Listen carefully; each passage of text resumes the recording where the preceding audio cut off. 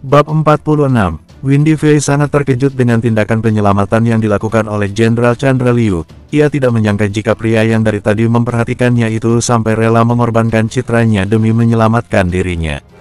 Windy Fei tertegun sejenak hingga akhirnya ia mengucapkan beberapa kata. Terima kasih Jenderal Liu, hanya bantuan kecil, sebaiknya kau menyerah karena ia bukan lawanmu, ucap Jenderal Liu memberi saran. Baiklah, terima kasih atas sarannya. Windy Fei berdamai dengan keadaan, ia tidak lagi melanjutkan pertarungannya. Setelah menyatakan menyerah, Windy Fei langsung kembali ke tempat semula. Ia berjalan menunduk dan sedikit merasakan nyeri di pergelangan tangan dan bahunya akibat menahan energi pedang yang menyerangnya barusan. Liman Setiawan menghela napas lega, meski bukan dirinya yang menyelamatkan Windy Fei namun ia tetap bersyukur jika pada akhirnya kekasihnya tersebut masih berada dalam keadaan baik-baik saja. Bersamaan dengan ketenangan Liman Setiawan, justru sebaliknya sebuah kekuatan besar tengah mengancam nyawanya. Perhatiannya yang teralihkan sejenak membuatnya sedikit lalai dalam menerima serangan yang kini tengah ditujukan oleh Arjun Setiawan. Perhatian seluruh orang kini tertuju pada pedang besar yang mengeluarkan suara dengungan. Arjun Setiawan tampak sangat serius ketika berhadapan dengan Liman Setiawan. Ini menyenangkan, ucap Ferdi Wang yang sejak tadi menantikan kejutan dari Liman Setiawan. Ia merasakan jika Liman Setiawan jelas tidak sesederhana kelihatannya. Dengan secepat kilat tiba-tiba energi besar mulai menyeruak dari dalam tubuh Liman Setiawan.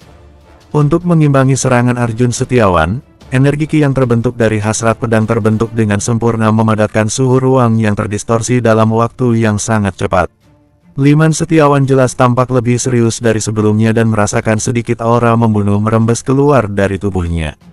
Dua buah energi pedang yang bergulung seperti ombak besar datang dari arah berlawanan, membuat langit dan bumi berguncang hebat. Jika tidak dilindungi oleh formasi perlindungan yang sangat kuat, tidak dapat dibayangkan kehancuran yang terjadi di sekitar tempat itu.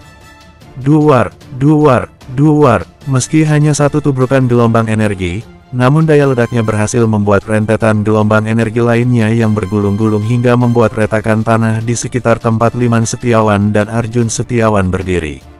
Pemandangan ini membuat seluruh penonton yang merupakan murid akademi ketakutan. Mereka tidak menyangka jika kekuatan internal seorang kultivator di alam roh mampu menggetarkan arena lapangan bela diri sebegitu kuatnya. Bahkan seorang peserta kompetisi yang sebelumnya mengalahkan Windy Fei tampak terpelanting ke udara akibat ledakan energi yang begitu kuatnya. Luka dalam dan luka luar pun ia dapatkan saat dirinya terhempas menyentuh lapisan dinding formasi perlindungan. Di pusat ledakan energi, wajah Arjun Setiawan berubah menjadi pucat. Energi yang baru saja ia lesakan dengan maksimal meledak dan seolah berbalik pada dirinya sendiri. Akibatnya ia terpaksa mengeluarkan energi ki pelapis dan membuatnya mundur beberapa langkah ke belakang. Ia merasakan perputaran tenaga ki di dalam tubuhnya menjadi tidak teratur dan mengalami kedutan di beberapa bagian tubuhnya. Sementara Liman Setiawan masih berdiri dengan mantap, ia seolah pilar yang tertancap dengan kokoh di bawah hempasan gelombang yang datang menerjang. Kendati demikian, ia juga sedikit merasa kebas di pergelangan tangannya akibat benturan yang kuat tadi. Aku mengaku kalah, suara Arjun Setiawan terdengar jelas, membuat orang-orang terkejut. Apalagi tetua William Setiawan yang seperti tersambar petir di siang hari, seolah telinganya sedang mengalami masalah pada saat ini. Arjun Setiawan menatap ke arah Liman Setiawan dengan tatapan rumit. Ia tahu tidak akan menang melawan pemuda yang disia-siakan keluarga Setiawan belakangan ini. Bahkan dirinya sedikit menyesal telah berpihak pada Jeffrey Setiawan dengan mengabaikan pemuda yang ternyata tampil luar biasa di hadapan ribuan orang. Terima kasih atas pelajaran hari ini, ucap Liman Setiawan dengan tidak bersikap sombong. Ia masih menjaga etikanya saat berhadapan dengan putra patriark keluarga Setiawan tersebut. Ya, aku juga cukup puas berhadapan denganmu, timpal Arjun Setiawan, lalu membalikkan badannya untuk melangkah pergi menuju tempat duduknya. Di lapangan bela diri kini hanya tersisa Liman Setiawan seorang diri, tidak ada lagi lawan atau peserta kompetisi yang berada di sekitarnya untuk melakukan pertarungan. Sehingga pada akhirnya tetua Sodrali mengumumkan nama Liman Setiawan sebagai pemenang pada kompetisi antar murid inti kali ini. Segera suara riuh bergema, meski kebanyakan orang sulit menerima namun pada akhirnya kekuatan Liman Setiawan mampu membungkam semua orang yang hadir. Liman Setiawan tidak terpengaruh dengan namanya yang terus disebutkan dan diteriakan dengan penuh semangat. Ia memperhatikan tempat duduk Windy Fei yang kini sudah kosong dan dirinya yang sudah berpindah di dekat gurunya. Lebih tepatnya saat ini Windy Fei berada di dekat Jenderal Chandra Liu yang tampak dekat dengan tetua Numeilan. Liman Setiawan segera melangkah, meninggalkan lapangan bela diri dan menuju tempat di mana Windy Fei berada. Ia sangat mencemaskan kondisi kekasihnya tersebut hingga mengabaikan perhatian banyak pasang mata yang kini tertuju pada dirinya. "Windy, bagaimana kondisimu?" tanya Liman Setiawan saat tiba di depan Windy Fei. "Aku baik-baik saja. Kamu tidak perlu khawatir," ucap Windy Fei sambil tersenyum ringan. "Baiklah kalau begitu, aku hanya tidak tenang atas kondisi yang baru saja kamu alami tadi," ucap Liman Setiawan sambil menekan rasa khawatirnya. Melihat kedatangan Liman Setiawan yang begitu memperhatikan Windy Fei, raut wajah tetua Numeilan terlihat buruk. Jika hal ini dibiarkan maka akan merusak rencananya untuk mendekati Jenderal Chandra Liu. Ia tidak ingin Liman Setiawan datang untuk mengacau. "Hai anak muda, tidak usah khawatirkan muridku. Lagi pula jika bukan karena Jenderal Chandra Liu maka ia sudah terluka parah bahkan bisa saja kehilangan nyawanya," tetua Numeilan berkata dengan nada sinis. Merasakan aura permusuhan dari tetua Numeilan membuat Liman Setiawan mengernyitkan keningnya. Ia tidak percaya jika seorang tetua akan mencegah kebersamaan dirinya dengan Windy Fei. "Maaf tetua, saya adalah kekasihnya dan wajar jika saya mengkhawatirkannya," Liman Setiawan berkata dengan tenang namun ada ketegasan di dalamnya. "Kekasihnya, kurasa kau terlalu berharap jauh," ucap tetua Numeilan dengan menunjukkan ekspresi wajah tidak suka. "Saudara Tian, sebaiknya kau pergi dulu. Nanti aku akan menemuimu." Windy Fei mengubah panggilannya kepada Liman Setiawan, mengisyaratkan jika saat ini hubungan mereka tidak sedang baik-baik saja. Liman Setiawan tertegun sejenak. Ia tidak mengerti dengan perubahan cepat yang terjadi pada diri Windy Fei yang sebelumnya sudah ia anggap sebagai tambatan terakhirnya itu. "Apakah aku membuatmu tidak nyaman?"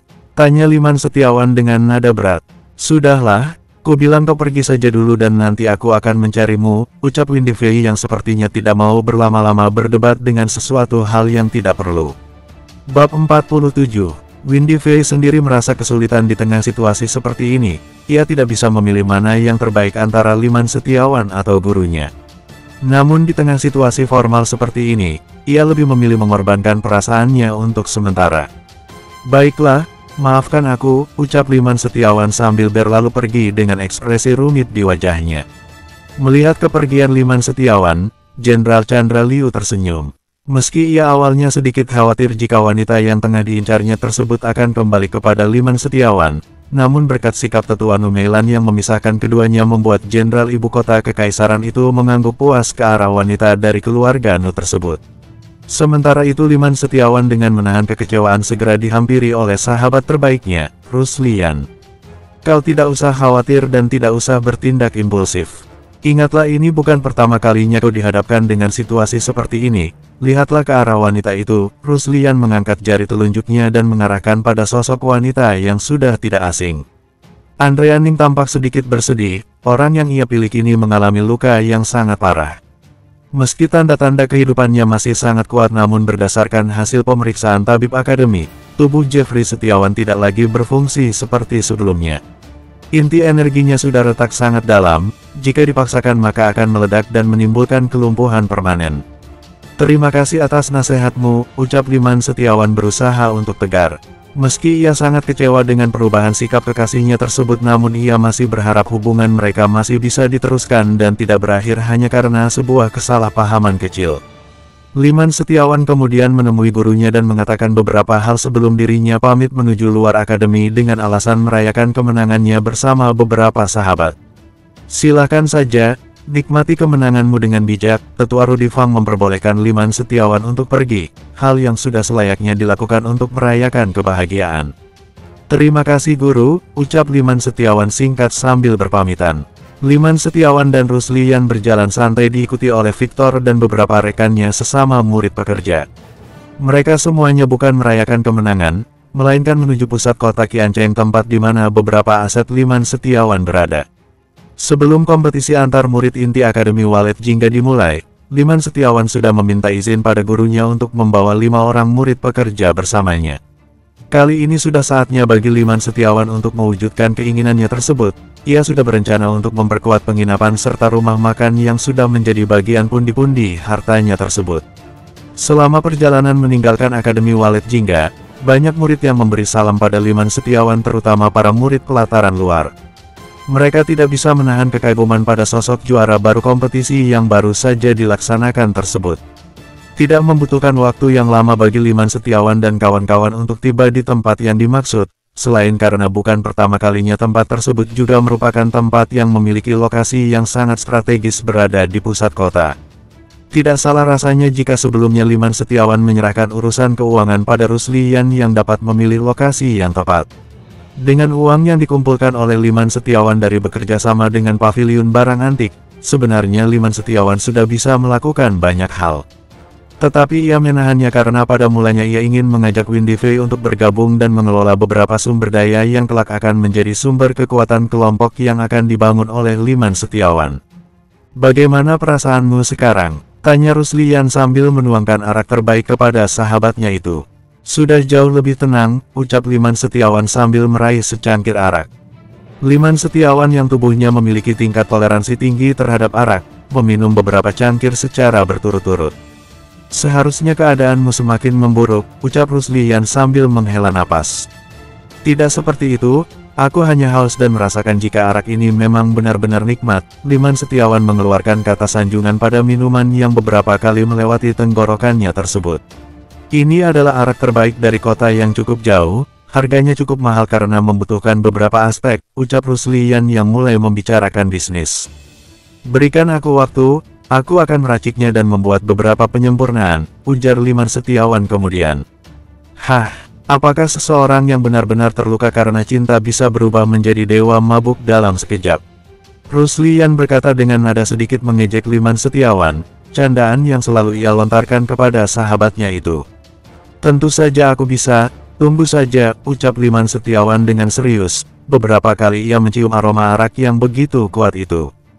Setelah berpikir sejenak dan merasakan minuman tersebut, Liman Setiawan akhirnya menuliskan resep dan cara meracik hingga menyimpan arak yang baik dan benar.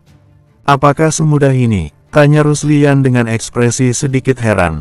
"Sudahlah, jangan banyak bertanya, kau bisa mencobanya sendiri atau minta pada Victor untuk mengaturnya," ucap Liman Setiawan sambil tersenyum cerah. "Baiklah, aku akan membuatnya sendiri nanti malam," ujar Ruslian yang memang menyukai berbagai jenis arak sejak masih remaja.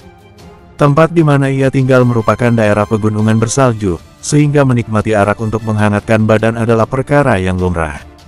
"Kalau begitu kuserahkan Victor dan yang lainnya padamu, namun ingatkan mereka untuk tetap berlatih," ucap Liman Setiawan sebelum menuju sebuah kamar terbaik di penginapan miliknya sendiri. Sebelum kembali ke akademi ia ingin istirahat sejenak dan melupakan beberapa hal buruk yang baru-baru ini mengganggu pikirannya. Lagi pula jika tinggal di akademi ia sedikit tidak nyaman dengan suasana yang baru saja tercipta karena dirinya meraih kemenangan pada kompetisi antar murid inti. Akademi Walet Jingga. Ketika malam menjelang, Jenderal Chandra Liu yang masih berada di Akademi Walet Jingga berkunjung secara diam-diam ke paviliun tetua Numeilan.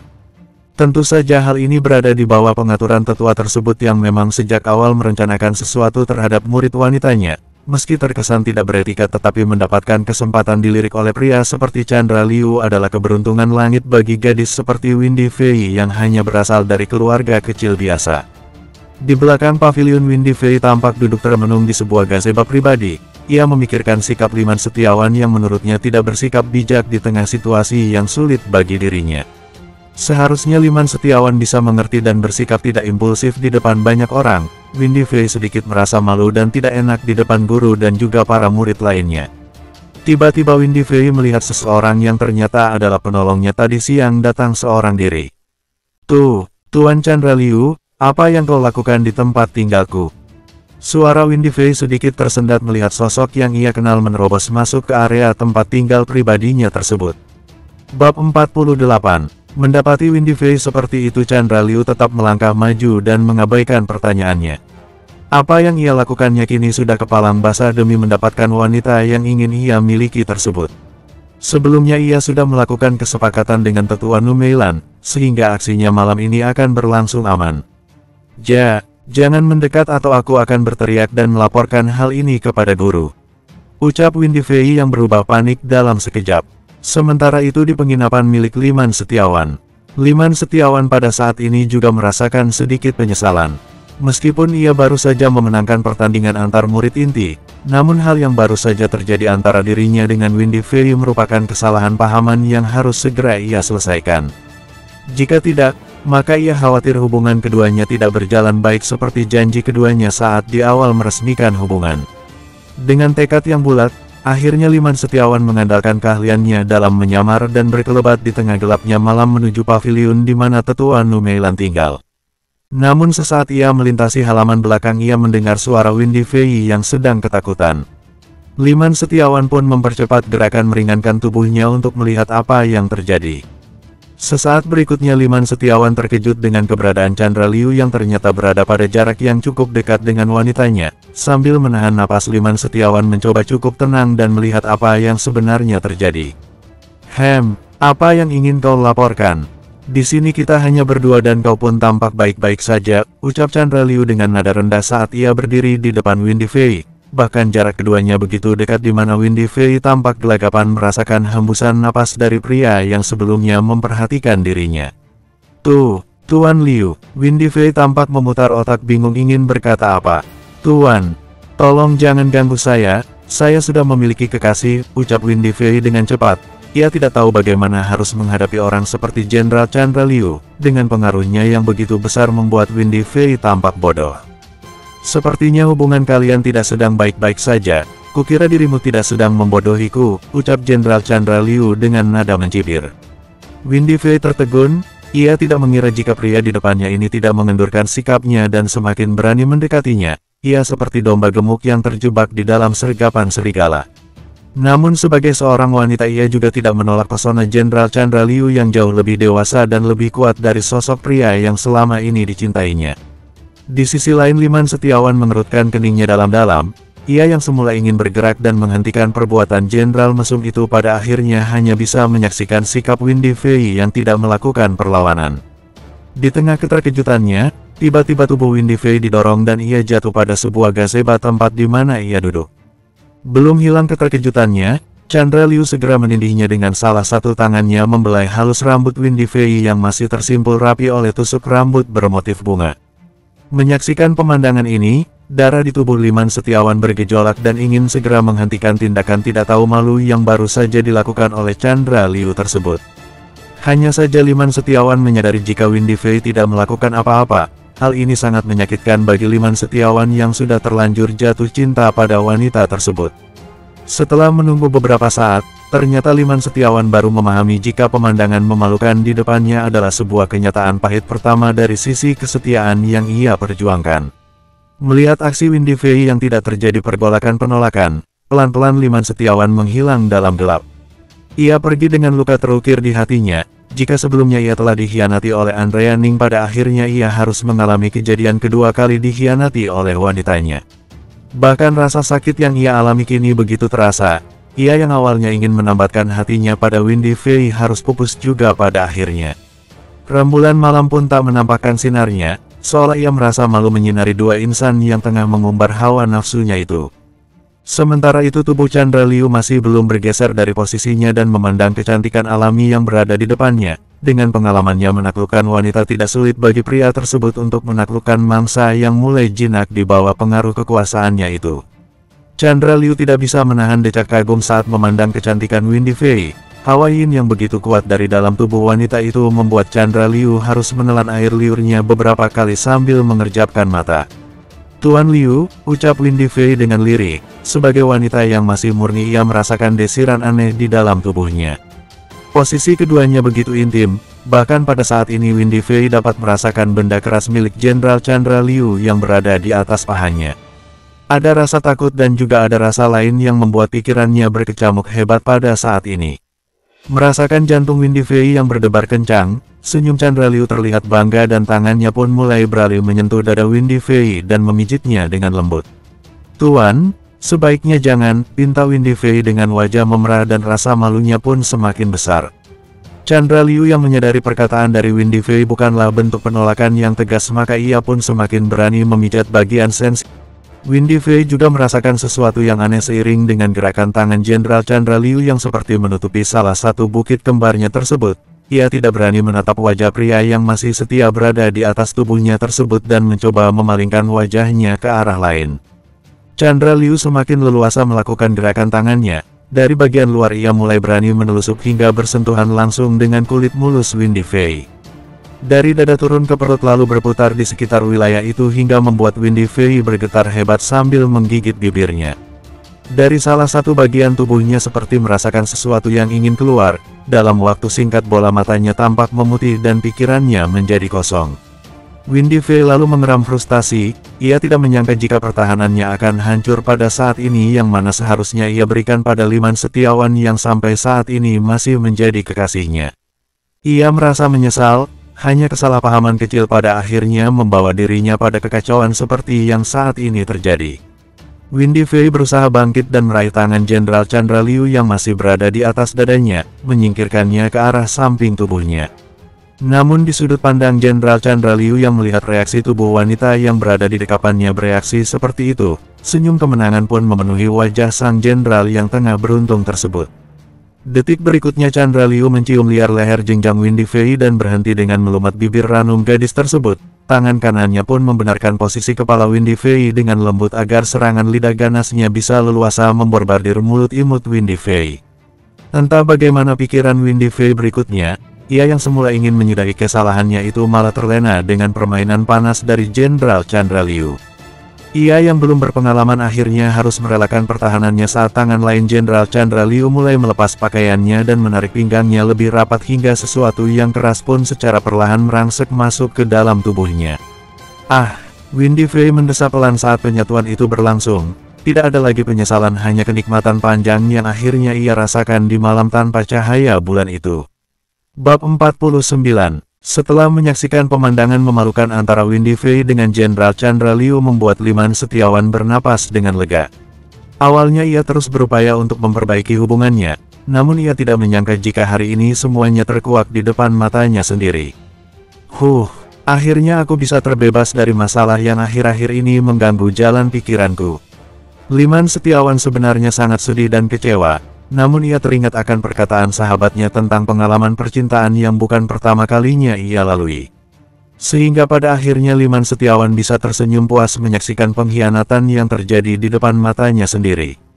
Jika sebelumnya ia merasa kehidupan keduanya untuk menebus rasa bersalah di masa lalunya terhadap wanita yang baik dan pengertian padanya, namun kini Liman Setiawan yakin jika takdir kehidupan tidak pernah keliru. Di kehidupan sebelumnya ia tidak berjodoh dengan Windy Fei karena ada garis pemisah yang begitu kuat, seperti yang hari ini Liman Setiawan alami sendiri. Garis takdir, sebagaimanapun caranya aku ingin menyatukan jodohku, ternyata ada hal lain yang memang membuatku lebih mengerti dan menghargai sesuatu yang takkan menjadi milikku, batin Liman Setiawan dengan tatapan matanya yang sesekali mengarah ke langit kelam. Liman Setiawan bersenandung pelan sambil berjalan ke arah paviliun di mana tempat ia tinggal bersama gurunya. Ia menahan diri untuk tidak segera kembali ke penginapan seperti rencana sebelumnya. Ada hal lain yang ingin ia bicarakan pada gurunya terkait beberapa perkembangan Liman Setiawan di luar akademi. Belajar dari pengkhianatan Andrea Ning dan Windy Fei, dirinya tidak ingin sisi kehidupannya yang lain diketahui oleh banyak orang. Sebagai tuan di beberapa aset yang dimilikinya, Liman Setiawan berusaha untuk menyembunyikan jati dirinya sebelum ia benar-benar menjadi kuat. "Liman, kamu sudah pulang," ucap tetua Rudi Fang yang tengah duduk sendiri selesai menerima tamu. "Selamat malam guru." Liman Setiawan menyapa gurunya dengan hormat. "Benar saja, setelah dari luar kau tampaknya terlihat lebih baik," ujar gurunya itu dengan nada menggoda. "Benar guru, perasaan ini tidak bisa ditutupi," ucap Liman Setiawan dengan senyum yang terlihat bersungguh-sungguh. "Silakan duduk, aku sudah tidak sabar ingin berbicara denganmu," ucap tetua Rudi Fang dengan wajah bersemangat. Liman Setiawan duduk di kursi di samping gurunya.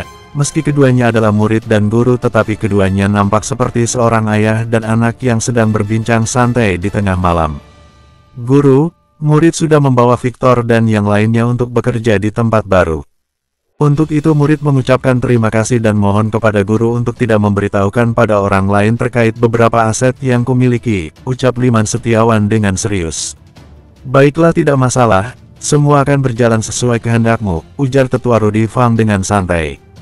Selain itu murid ingin melakukan perjalanan keluar akademi bersama Ruslian, kami berencana mengambil misi dan belajar menyatu dengan warga penduduk memerangi kelompok perusuh yang akhir-akhir ini sering datang mengganggu, ucap Liman Setiawan menyampaikan rencananya. Berapa lama kau akan pergi? Tanya Tetua Rudi Fang kemudian. Sekitar 2 atau 3 tahun, ucap Liman Setiawan dengan tenang. Dengan kekuatan yang kamu miliki seharusnya tidak akan menjadi masalah. Hanya saja bahaya dari kelompok topeng merah dan juga sekte kelelawar hijau sudah cukup meresahkan. Guru hanya berpesan padamu agar selalu berhati-hati, ucap Tetua Rudi Fang memberikan nasihat. Terima kasih guru, Liman Setiawan berkata dengan penuh rasa terima kasih. Dalam perjalanan kali ini memang terkesan lama, tetapi Liman Setiawan memang perlu menumpas para bandit jalanan serta gangguan siluman yang membuat ketenangan warga menjadi terganggu. Hal penting lainnya adalah karena Liman Setiawan mulai kehabisan ginseng darah sehingga ia perlu mencari alternatif sumber daya lain untuk meningkatkan kekuatannya. Sepertinya hubunganmu dengan kekasihmu sedang tidak baik-baik saja. Tanya Tetua Rudi Fang mengubah ke topik yang berbeda. Ya benar, awalnya murid mengira jika setelah memiliki kekuatan yang cukup maka akan bisa melindungi wanita yang kucintai. Namun ternyata hidup terlalu naif jika memikirkan sesuatu yang belum tentu sesuai dengan rencana yang dipikirkan sebelumnya, ucap Liman Setiawan kemudian. Sepertinya wanitamu dijadikan alat transaksi kepentingan sesaat bagi Tetua Nu yang ingin memperoleh dukungan dari Jenderal Chandra Liu, ucap Tetua Rudi Fang dengan ekspresi serius.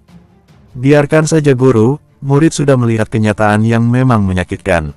Tetapi untungnya hal itu terjadi di awal. Jadi hanya dengan perjalanan ini maka murid bisa menemukan hal-hal baru di kota Qiancheng ataupun di kota lainnya. Liman Setiawan tidak bersikap pasrah, namun ia bersikap lebih pada sesuatu yang masuk akal. Ya, itu baru benar. Dunia kultivator itu sangat luas dan terbentang tanpa batas sudut cakrawala mana kamu akan berhenti atau memulainya kembali. Apalagi jika itu adalah seorang kultivator ranah keabadian, perjalanannya sudah bukan tentang jarak lagi melainkan sudah berurusan dengan waktu, ucap Tetua Rudi Fang dengan sungguh-sungguh, menatap dengan hangat ke arah muridnya tersebut. Guru, apakah ada pesan dari Ketua Akademi? Tanya Liman Setiawan kemudian. Itu ya, Ketua Akademi hanya bilang dia sudah merasa puas dengan kejutan yang kau janjikan. Cepat atau lambat ia akan menemuimu, ucap Tetua Rudi Fang dengan ekspresi serius. Terima kasih guru, ucap Liman Setiawan. Seperti malam terakhir bagi keduanya, guru dan murid itu bersenda gurau hingga sepanjang malam. Dengan arak yang dibawa oleh Liman Setiawan sebelumnya dari cincin penyimpanannya, Tetua Rudi Fang sesekali bersendawa puas menikmati suasana penuh keakraban bersama muridnya tersebut. Bahkan Liman Setiawan tidak segan-segan mengatakan kepada gurunya jika Windy Fei datang mencari maka katakan saja jika dirinya sedang menjalankan misi. Liman Setiawan juga memberitahukan kepada gurunya jika tempat yang dimiliki olehnya merupakan hasil jerih payahnya sendiri dan akan memasukkan nama gurunya sebagai pelindung atau juga penasehat. Dari perjalanan misi sebelumnya, Rudi Fang juga merasa jika Liman Setiawan tidak sederhana. Selain memberikan bahan herbal berkualitas sebagai oleh-oleh, Tetua Rudi Fang juga menyiapkan beberapa hal terkait pengembangan seni bela diri untuk muridnya. Suasana keakraban itu berlangsung hingga keesokan paginya. Mereka lalu berpisah setelah saling berpamitan untuk melakukan hal-hal lain terkait kegiatan yang berbeda. Liman Setiawan pergi menuju aula misi untuk mengambil 2 misi tingkat atas sekaligus. Ia mendaftarkan nama Ruslian untuk pergi bersama menjalankan misi yang ia jadwalkan selama 2 tahun perjalanan. Misi yang sangat panjang namun hal ini cukup wajar mengingat tingkat kesulitan yang diambil adalah penumpasan kelompok topeng merah yang selalu meresahkan masyarakat dan berpindah-pindah.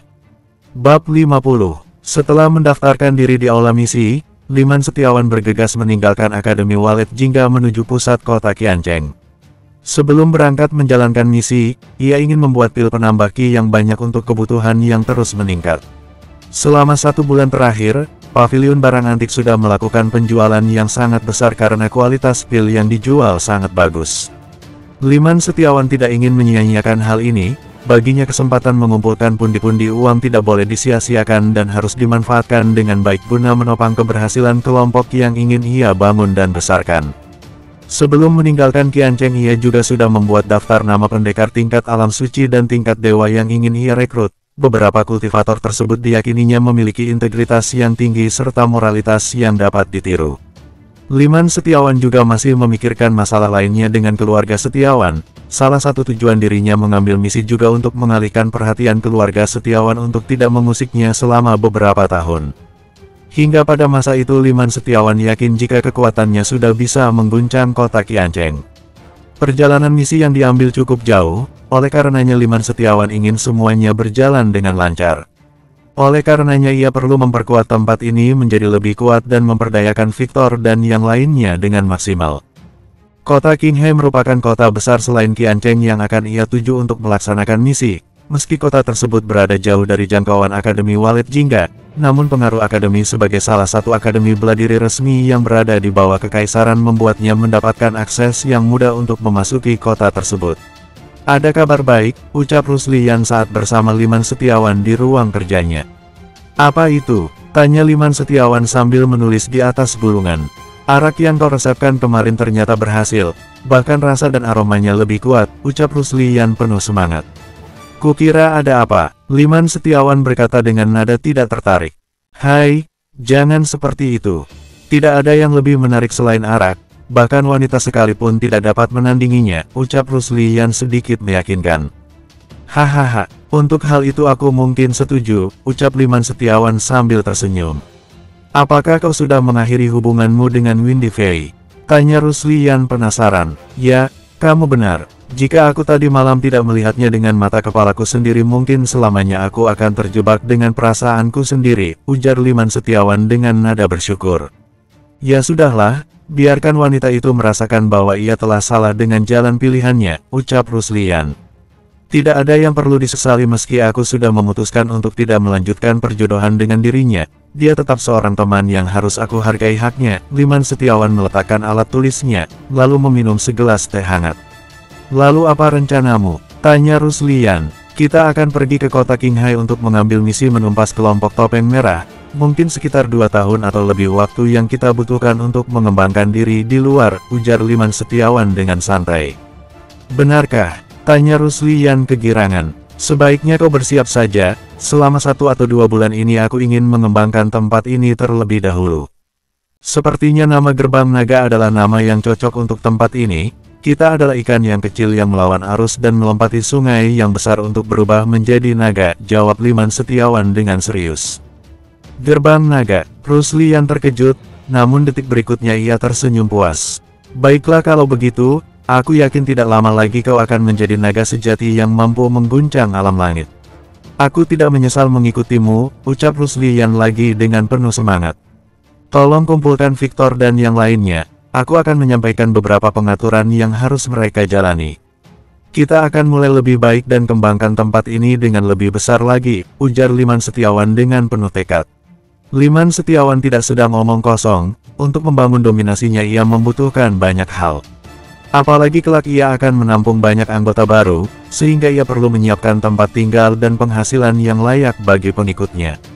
Pasukan Gerbang Naga yang ia bangun harus benar-benar kuat dari berbagai sisi, tidak hanya pandai bertarung tetapi juga memiliki kekayaan untuk mencapai kekuasaan. Setelah semuanya berkumpul, Liman Setiawan menyampaikan gambar peta lokasi penginapan dan rumah makan serta beberapa aset bangunan lainnya yang dimiliki saat ini. Berikutnya Liman Setiawan membuka gulungan lainnya yang merupakan gambar peta lokasi mirip sebuah perkampungan besar. "Kalian lihat dan perhatikan baik-baik, ini adalah gambaran Gerbang Naga yang akan terbangun dalam 2 tahun ke depan," ucap Liman Setiawan dengan serius.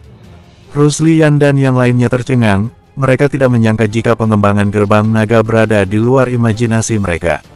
Tidak terbayangkan berapa biaya yang dibutuhkan serta besarnya sumber daya yang diperlukan untuk mewujudkan mimpi besar ini. Sementara bagi Liman Setiawan sendiri yang merupakan seorang jenderal naga langit yang berpengetahuan luas, menyikapi rencananya sendiri dengan santai. Ia sudah memikirkan setiap detail yang akan ia lakukan dan hal apa saja yang perlu ia persiapkan. Semuanya sudah berada di luar kepalanya dan sudah ia tuangkan dalam sebuah catatan yang ia persiapkan sejak pagi-pagi sekali ketika Liman Setiawan masih di akademi. "Konsep yang kau tawarkan sungguh luar biasa, apakah ini mungkin terwujud dalam waktu singkat?" tanya Ruslian kemudian dengan ekspresi serius. Ia tahu hal ini terasa sulit, apalagi Liman Setiawan dan dirinya akan pergi lama menjalankan misi di kota Qinghai. Lalu bagaimana Liman Setiawan melakukannya? Apakah dia membelah diri? Hal seperti ini akan terwujud, oleh karenanya Victor dan yang lainnya harus bekerja keras selama beberapa tahun ini. Dalam 1 bulan ke depan kalian juga boleh merekrut pekerja yang sudah kalian kenal. Aku akan memeriksanya dan menentukan mereka layak atau tidaknya untuk bergabung ke dalam gerbang naga, ucap Liman Setiawan menyampaikan pandangannya. Baik Tuan Muda, kami tidak akan mengecewakanmu, ucap Victor dengan ekspresi serius. Baru kali ini ia menemukan sisi baru dari Liman Setiawan. Jika sebelumnya ia mengira Liman Setiawan adalah seorang kultivator jenius, namun kali ini berbeda. Victor menyaksikan sendiri jika Liman Setiawan adalah seorang ahli strategi yang memiliki wawasan luas serta mempunyai pemikiran yang jauh lebih maju dari orang lain, bahkan jika itu adalah gurunya sendiri. Saat ini memang Liman Setiawan sangat membutuhkan sumber daya manusia yang cukup. Mereka yang bekerja padanya akan menjadi anggota gerbang naga yang kelak akan menjadi bagian tak terpisahkan di alam langit. Bersambung, Bab 51, Akademi Walet Jingga. Setelah melakukan malam yang panjang bersama Jenderal Chandra Liu, Windy Fei merasakan pegal-pegal di sekujur tubuhnya. Meski pada akhirnya mereka pindah ke dalam kamar pribadi Windy Fei, namun tetap saja tidak bisa menghilangkan rasa nyeri di area tertentu bagian tubuhnya. Windy Fei sendiri tidak pernah tahu jika apa yang ia lakukan semalam akan menjadi catatan takdirnya sendiri yang sudah ia pilih. Kebersamaannya dengan Liman Setiawan pun harus berakhir dengan cara yang begitu menyayat hati. Setelah hari menjelang siang, rombongan Jenderal Chandra Liu pun pergi meninggalkan Akademi Walet Jingga. Tidak ada yang tahu tentang hubungan rahasianya dengan salah satu murid tetua Nu Meilan yang terjalin dengan baik sejak semalam. Sebagai seorang kultivator, Jenderal Chandra Liu juga sangat beruntung mendapatkan tubuh yin murni dari seorang gadis polos yang baru saja ia manfaatkan. Hanya menunggu beberapa saat untuk dirinya menembus ranah pendekar dewa dengan cara yang lebih cepat. Aku tidak menyangka jika kedatanganku kali ini benar-benar membawa manfaat yang sangat besar, gumam Chandra Liu sambil tersenyum puas saat kereta kudanya meninggalkan gerbang Akademi Walet Jingga. Sementara itu banyak para tetua yang berdatangan ke pavilion tetua Rudi Fang untuk mengucapkan selamat atas keberhasilan muridnya menjadi pemenang. Namun mereka yang semula ingin bertemu dengan Liman Setiawan harus menelan kekecewaan karena sosok yang ingin dijumpai tidak ada di tempat. Bahkan Lazy pun datang, ia ingin menemui Liman Setiawan secara pribadi dan harus kembali dengan kekecewaan juga karena tidak berhasil menjumpai Liman Setiawan. Kabar tentang kepergian Liman Setiawan akhirnya merebak. Bahkan seorang diaken di aula misi tidak bisa menutupi lagi ketika ada misi kelas tinggi telah diambil. Para murid tentu sangat curiga, berdasarkan kualifikasinya maka hanya murid sekelas Liman Setiawan yang berani mengambil resiko seperti itu. Alex Song pun selaku diaken pencatatan akhirnya berterus terang tentang kepergian Liman Setiawan menjalankan misi ke kota Qinghai.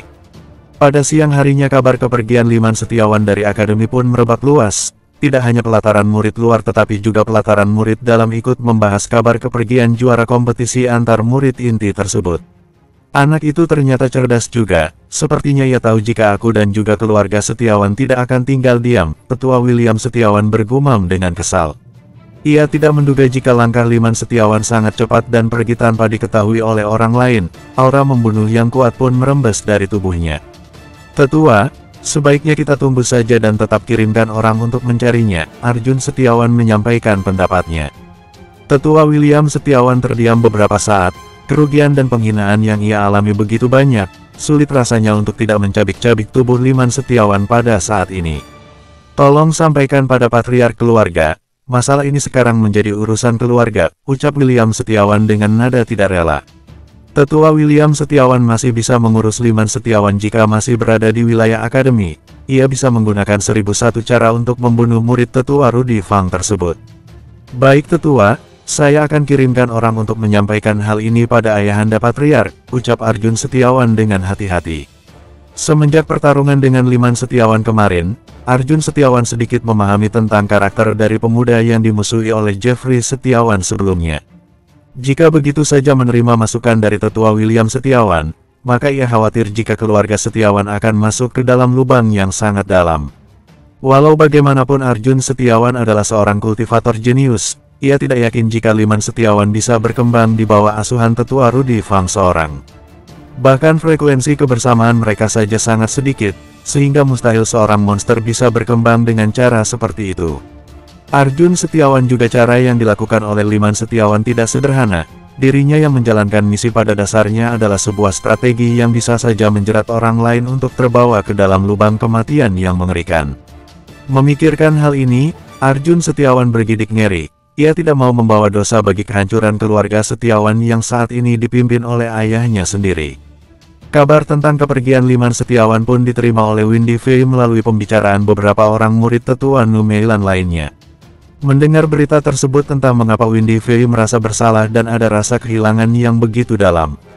Ia seperti jatuh ke jurang es yang sangat dalam, baru saja ia melakukan kesalahan besar namun di sisi lain ia juga masih ada perasaan tidak rela ditinggalkan oleh Liman Setiawan yang pergi tanpa memberitahunya. Apakah ia benar-benar marah padaku? Pikir Windy Fei dengan ekspresi bingung. Sebelumnya ia berencana akan menemui Liman Setiawan dan menjelaskan tentang hubungannya yang harus dipertimbangkan, tetapi kini justru Liman Setiawan yang pergi tanpa menganggap keberadaan dirinya. Hal yang tidak diketahui oleh Windy Fei adalah jika pada kenyataannya saat ini Liman Setiawan sudah melupakan dirinya. Bagi Liman Setiawan sendiri sudah menganggap Windy Fei hanya teman biasa dan tidak ada lagi yang perlu dipertimbangkan terkait hubungan keduanya. Di masa depan pun Windy Fei bukan lagi wanita yang menemani Liman Setiawan berada di puncak kejayaan. Ia tereliminasi secara hukum alam atas tindakannya sendiri yang pelin-pelan tidak membela kekasihnya di hadapan gurunya sendiri. Andai saat itu Windy Fei lebih menghargai keberadaan Liman Setiawan, maka hal ini tidak perlu terjadi dan Liman Setiawan pun akan berkembang bersama wanita yang ia cintainya. Waktu pun berlalu dengan cepat hingga 1 bulan berikutnya, di kota Qiancheng Liman Setiawan tetap beraktivitas seperti biasa. Hanya saja ia menggunakan topeng pada saat melakukan aktivitas luar ruangan, ia bersama Ruslian melakukan hal yang serupa demi mencegah masalah yang tidak perlu. Hal yang terpenting adalah pengembangan gerbang naga, dalam kurun waktu itu juga nama gerbang naga mulai disebut sebagian orang di kota Qiancheng. Pengembangannya yang luar biasa tidak lepas dari hubungan baik dengan paviliun barang antik. Identitas Liman Setiawan yang tersembunyi pun berjalan sesuai rencana. Dengan pendapatan 500 tael emas per hari, Liman Setiawan terbilang sangat kaya dengan hanya mengandalkan pil pengumpul Qi. Bahkan dari uang tersebut juga ia menyewa 2 orang kultivator lepas yang mulai bekerja padanya. Orang itu merupakan adik kakak yang selama ini berkultivasi di sebuah perkampungan terdalam di kota Qiancheng. Di masa lalu Liman Setiawan mengenal 2 bersaudara yakni Fu Zhao dan Fu Zhao Cheng. Keduanya merupakan kultivator alam dewa dan juga alam suci tahap akhir yang setingkat dengan Jenderal Chandra Liu. Sehingga rencana Liman Setiawan untuk meninggalkan gerbang naga dalam tempo yang lama tidak akan khawatir, apalagi ia juga sudah menambahkan nama gurunya sebagai pelindung gerbang naga.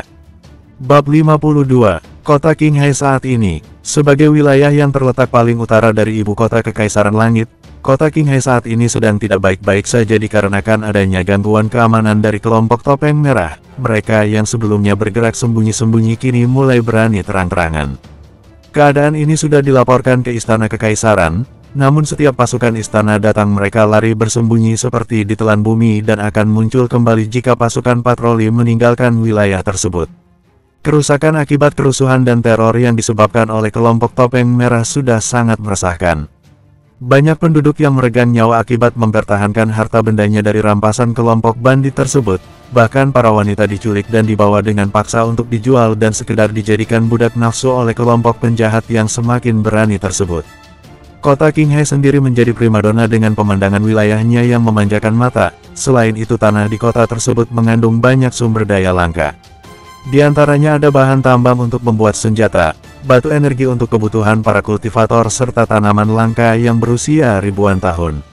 Khusus tanaman langka yang terkenal adalah teratai ungu yang berada di salah satu lokasi yang berada di bawah perlindungan sekte teratai ungu yang dipimpin oleh matriark kejam bernama Xie Bingbing. Pada saat ini seorang wanita berusia sekitar 20 tahun tampak berdiri memandangi danau biru yang begitu luas, airnya jernih seperti menggoda setiap orang yang melihat untuk meminumnya. Di tangan gadis itu terdapat sebuah gulungan yang sudah ia masukkan ke dalam botol. Di dalam gulungan itu juga ia selipkan sebuah kalung giok naga warisan keluarganya. Wanita muda itu tampak sangat cantik, dengan pesonanya yang begitu anggun membuat gumpalan awan putih berbaris untuk melindungi kulitnya dari sinar matahari langsung. Gadis itu bernama Nu Hume, ia merupakan putri seorang bangsawan keluarga Nu yang terkenal. Ia juga merupakan calon matriark keluarga Nu yang memang menganut sistem matriarki. di usianya yang sudah 20 tahun itu ia belum pernah dekat dengan seorang lelaki dan pada akhirnya ia juga harus menikah demi meneruskan garis keturunan serta warisan keluarga Nu yang sudah mengakar ribuan tahun di kota Qinghai. Pada saat ini Nuhume sedang menatap danau biru di depannya dengan penuh harap, botol di tangan kanannya berisi harapannya. Ia percaya jika danau biru di depannya adalah tempat yang dipilih oleh Dewa Keabadian untuk diberikan kepada penduduk kota Qinghai. Menurut legenda, danau biru akan mewujudkan keinginan seseorang yang berkaitan dengan hajat hidup orang banyak. Siapapun yang meminta dengan tulus maka pertolongan akan datang. Nuhume tidak peduli dengan statusnya sebagai nona besar dari keluarga bangsawan terkenal. Ia sengaja datang ke danau biru untuk menyampaikan keinginannya yang terbilang sangat aneh. Dalam gulungan yang ia tuliskan dengan tangannya sendiri, ia menulis jika rakyat Qinghai sedang membutuhkan seorang pahlawan. Jika Dewa Keabadian berkenan maka kirimkan seseorang yang tepat untuk menyelesaikan persoalan ini. Jika seorang pria yang menemukan botol ini dan mengembalikan kalung giok naga maka akan dijadikan sebagai suaminya. Namun jika itu adalah wanita maka akan dijadikan saudara sesumpah yang akan ia perlakukan seperti saudara kandung. Oh Dewa Keabadian, aku serahkan seluruh hidupku padamu. Setelah mengatakan hal itu Nuhume segera melemparkan botol berisikan harapannya tersebut ke danau biru. Nona, apakah Anda masih mempercayai hal semacam ini? Tanya seorang wanita dengan sedikit ragu.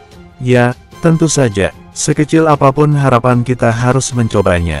Lagi pula aku terlalu malas dengan upaya yang dilakukan oleh ibu dan ayahku yang menginginkanku untuk segera menikah, jawab Nuhume dengan tenang. Pandangannya tertuju pada botol porselen yang mengapung dan terbawa riak gelombang. Bagaimana jika kau menemukan lelaki yang sudah tua dan jelek? Tanya pelayan pribadinya tersebut. Walau bagaimanapun ia juga seorang kultivator, ia jelas mengetahui jika semakin tinggi tingkatan kekuatan kultivator maka akan semakin bertambah tua juga fisiknya. Terutama para kultivator yang biasa hidup di dalam gua dan juga tempat terpencil yang tidak bisa dijangkau oleh orang biasa.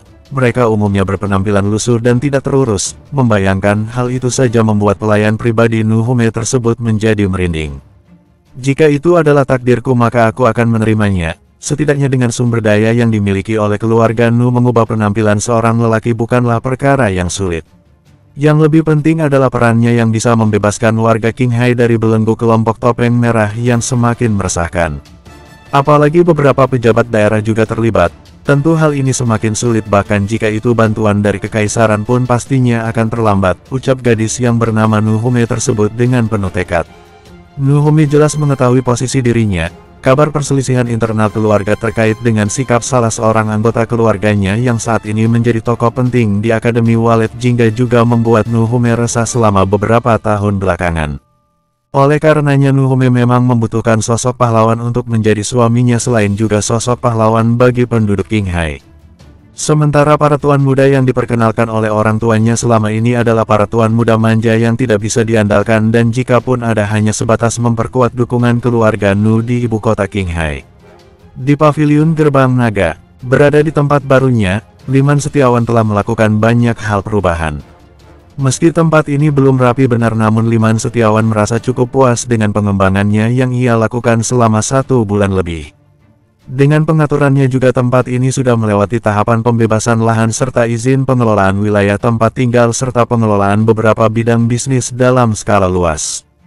Hari ini usia Liman Setiawan genap berusia 21 tahun, sudah waktunya juga ia meninggalkan kota Qiancheng untuk menjalankan misi yang sebelumnya sudah ia jadwalkan. Bersiaplah, sore nanti kita akan berangkat menuju kota Qinghai, ucap Liman Setiawan pada sahabatnya. Ya, aku akan menyiapkan kuda pilihan untuk menuju kota Qinghai, jawab Ruslian dengan penuh semangat. Ya, maaf merepotkan, ucap Liman Setiawan kemudian. Sudah biasa, hahaha, jawab Ruslian sambil tertawa dilanjutkan kepergian dirinya. Dasar, ucap Liman Setiawan diiringi senyuman. Tidak berbeda halnya dengan Ruslian, Liman Setiawan pun menyiapkan beberapa pengaturan terakhir sebelum kepergian dirinya. Ia memberitahu Fu Zhao dan Fu Zhao Cheng sebagai penanggung jawab paviliun Gerbang Naga selama kepergiannya ke wilayah utara. Selain itu Liman Setiawan juga meminta untuk tetap dirahasiakan identitasnya. Adapun seluruh orang yang bergabung dengan Gerbang Naga harus seizin dirinya dan memiliki lencana khusus yang berbahan logam dari material pilihan yang sebelumnya sudah ia buat. Dengan bakat bela dirinya, Kedua penjaga kepercayaannya itu juga diminta untuk mendampingi perkembangan Victor dan yang lainnya untuk meningkatkan kultivasinya. Walau bagaimanapun mereka adalah 5 orang yang awalnya murid pekerja yang kelak akan menjadi petinggi di Gerbang Naga. Bab 53. Rusli yang terlihat sangat gembira ketika mendapatkan berita jika sore ini akan memulai perjalanannya. Ia sudah tidak sabar ingin mengunjungi kota yang terkenal dengan keindahannya tersebut. Ruslian juga merasa jika dirinya akan berkembang lebih jauh lewat petualangan barunya bersama Liman Setiawan. Meskipun Ruslian masih belum memiliki kemampuan yang hebat, namun jika bersamanya ia akan tetap melakukan kontribusi dengan cara yang berbeda walau hanya sebagai pesuruh. Yang jelas, kekaguman dirinya pada Liman Setiawan sudah mengakar dengan kuat. Apalagi Gerbang Naga yang baru saja dibentuk sudah menelurkan banyak pundi-pundi keuangan seperti penginapan dan restoran mereka yang memiliki arak dengan kualitas terbaik di kota Qiancheng. Sementara bagi Liman Setiawan sendiri perjalanannya ke kota Qinghai mengandung banyak maksud. Selain untuk menyelesaikan misi kemanusiaan, ia juga bermaksud mencari sumber daya langka yang terdapat di tempat tersebut. Persediaan ginseng darah miliknya sudah habis meski sudah mengantarkannya ke kualitas tulang gajah. Di tengah kesibukannya, Liman Setiawan memantapkan posisi kultivasinya di ranah alam roh tahap akhir dan menghabiskan banyak sumber daya berharga. Jadi untuk perjalanan kali ini ia tidak mempersiapkan banyak hal karena semua keperluan pribadinya sudah ia siapkan di dalam cincin penyimpanannya. Liman Setiawan juga sudah menyiapkan beberapa pil penambah stamina yang berisi nutrisi berkualitas untuk menunjang perjalanannya. Pada sore harinya, tepat ketika matahari mulai menundukkan sinarnya, Liman Setiawan dan Ruslian meninggalkan kota Qiancheng. Liman Setiawan memandang paviliun Gerbang Naga cukup lama. Kepergiannya kali ini akan membawa perubahan besar saat dirinya kembali nanti. Di kehidupan sebelumnya Liman Setiawan tidak mengalami hal seperti ini, jadi ia sendiri merasa jika apa yang ia lakukan kali ini merupakan hal baru yang harus ia lakukan sebelum dirinya berkembang menjadi lebih kuat lagi. Apalagi Liman Setiawan juga membandingkan kekuatannya yang sekarang sangat berbeda dengan kekuatannya di masa lalu pada umur yang sama. Beberapa jam kemudian keduanya melewati perbatasan kota Qiancheng dengan kota Qiang. Karena hari semakin malam keduanya memutuskan untuk menghentikan perjalanan dan memilih untuk beristirahat.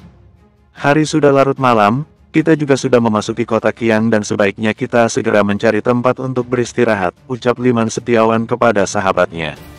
Ya, kita sudah cukup lama melakukan perjalanan, balas Ruslian, namun ia memahami jika perjalanannya memang masih cukup lama. Keduanya lalu menepi, memasang tenda yang sudah mereka persiapkan dan membuat api unggun untuk menghangatkan badan. Selain itu Liman Setiawan juga memberikan beberapa ramuan herbal pada kuda yang tengah beristirahat tersebut agar kebutuhan nutrisinya tetap terjaga dan mengantarkan mereka hingga tiba ke kota tujuan. Ruslian tidak buru-buru beristirahat. Selesai mendirikan tenda ia duduk bersila dan melakukan kultivasi sebagai rutinitasnya.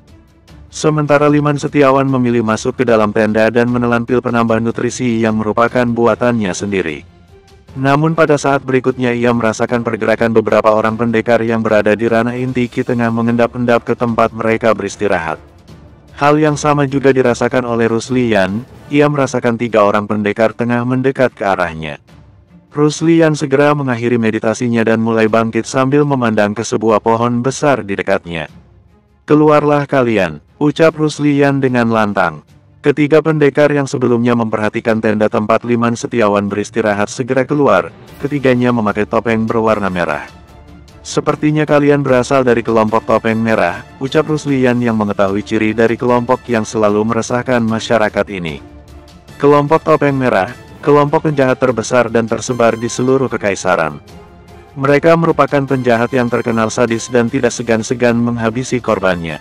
Anggota topeng merah sendiri terbagi menjadi beberapa jenis, tergantung berapa jumlah bintang yang terdapat pada topeng yang mereka kenakan. Penjahat yang memiliki jumlah bintang 1 memiliki kemampuan setara dengan kultivator di ranah inti Qi, bintang 2 setara dengan inti emas, bintang 3 setara dengan alam roh dan bintang 4 sejajar dengan alam suci.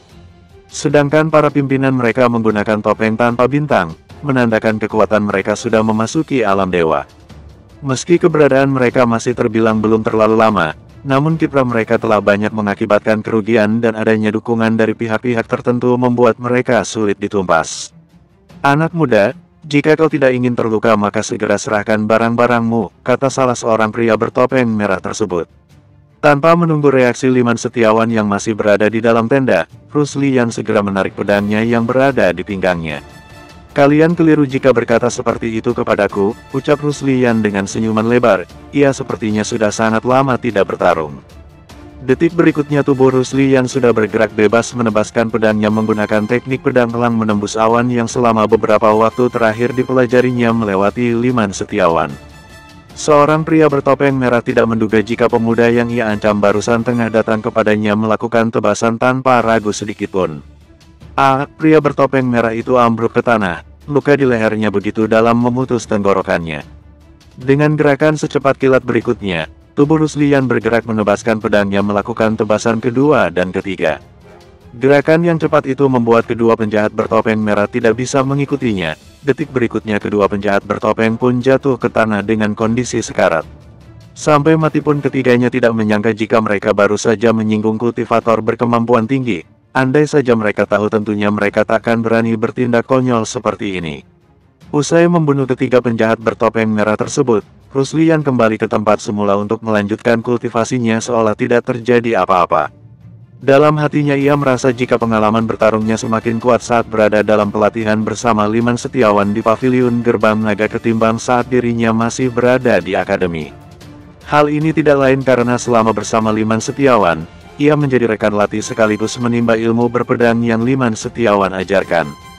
Meskipun teknik pedang elang menembus awan menjadi salah satu teknik andalan di Akademi Walid Jingga, namun teknik tersebut terlihat berbeda saat dimainkan oleh Liman Setiawan. Di sisi lain Liman Setiawan tersenyum puas menyaksikan aksi sahabatnya tersebut. Sebagai Jenderal Naga Langit sudah tidak terhitung berapa banyak nyawa penjahat bertopeng merah tewas di tangannya. Apalagi kali ini ia tahu jika yang datang adalah penjahat topeng merah bintang 1, kelas terendah dari kelompok penjahat yang akan segera ia musnahkan. "Sepertinya aku harus segera tiba di kota Qinghai," batin Liman Setiawan di dalam hatinya, memikirkan aksi kelompok topeng merah yang semakin semena-mena. Bab 54. Sebetulnya perjalanan Liman Setiawan kali ini lebih cepat dari pencapaiannya di masa lalu. Kendati demikian, keberadaan kelompok topeng merah jelas merupakan bukan sesuatu yang bisa dianggap remeh di mana jumlah pemimpin atau petingginya tetap berjumlah sama. Di masa depan justru kelompok tersebut semakin sombong dan merasa besar karena jumlah penjahat jalanan yang semakin banyak bergabung. Hal ini diyakini Liman Setiawan sebagai akibat terjadinya kesenjangan kehidupan di mana satu wilayah dengan wilayah lainnya terdapat perbedaan perlakuan. Di sisi lain kebijakan Kaisar Langit Harry Liu juga tidak memikirkan aspek kehidupan sosial ekonomi masyarakat secara langsung. Selama pajak diterima istana tetap tinggi maka Kaisar tidak menanyakan lebih lanjut. Hal seperti itu pula yang membuat Liman Setiawan sadar dan melakukan perlawanan kepada pemerintahan Harry Liu kala itu. Hingga malam berlalu tidak ada lagi gangguan yang datang. Pada keesokan paginya Liman Setiawan dan juga Ruslian bersiap melanjutkan perjalanan kembali agar cepat tiba di perbatasan kota Qiang pada siang harinya. Dari kota Qiang mereka akan melakukan perjalanan memanfaatkan perahu penyeberangan menuju kota Qinghai. Sebagai wilayah yang dibatasi danau yang sangat luas, kota tersebut hanya melayani penyeberangan di siang hari saja. Sepanjang perjalanan, Liman Setiawan merasakan perjalanan kali ini begitu tenang dan menyenangkan. Meski sesekali gangguan datang dari bandit jalanan namun hal tersebut dapat dengan mudah diatasi oleh Ruslian yang berada paling depan.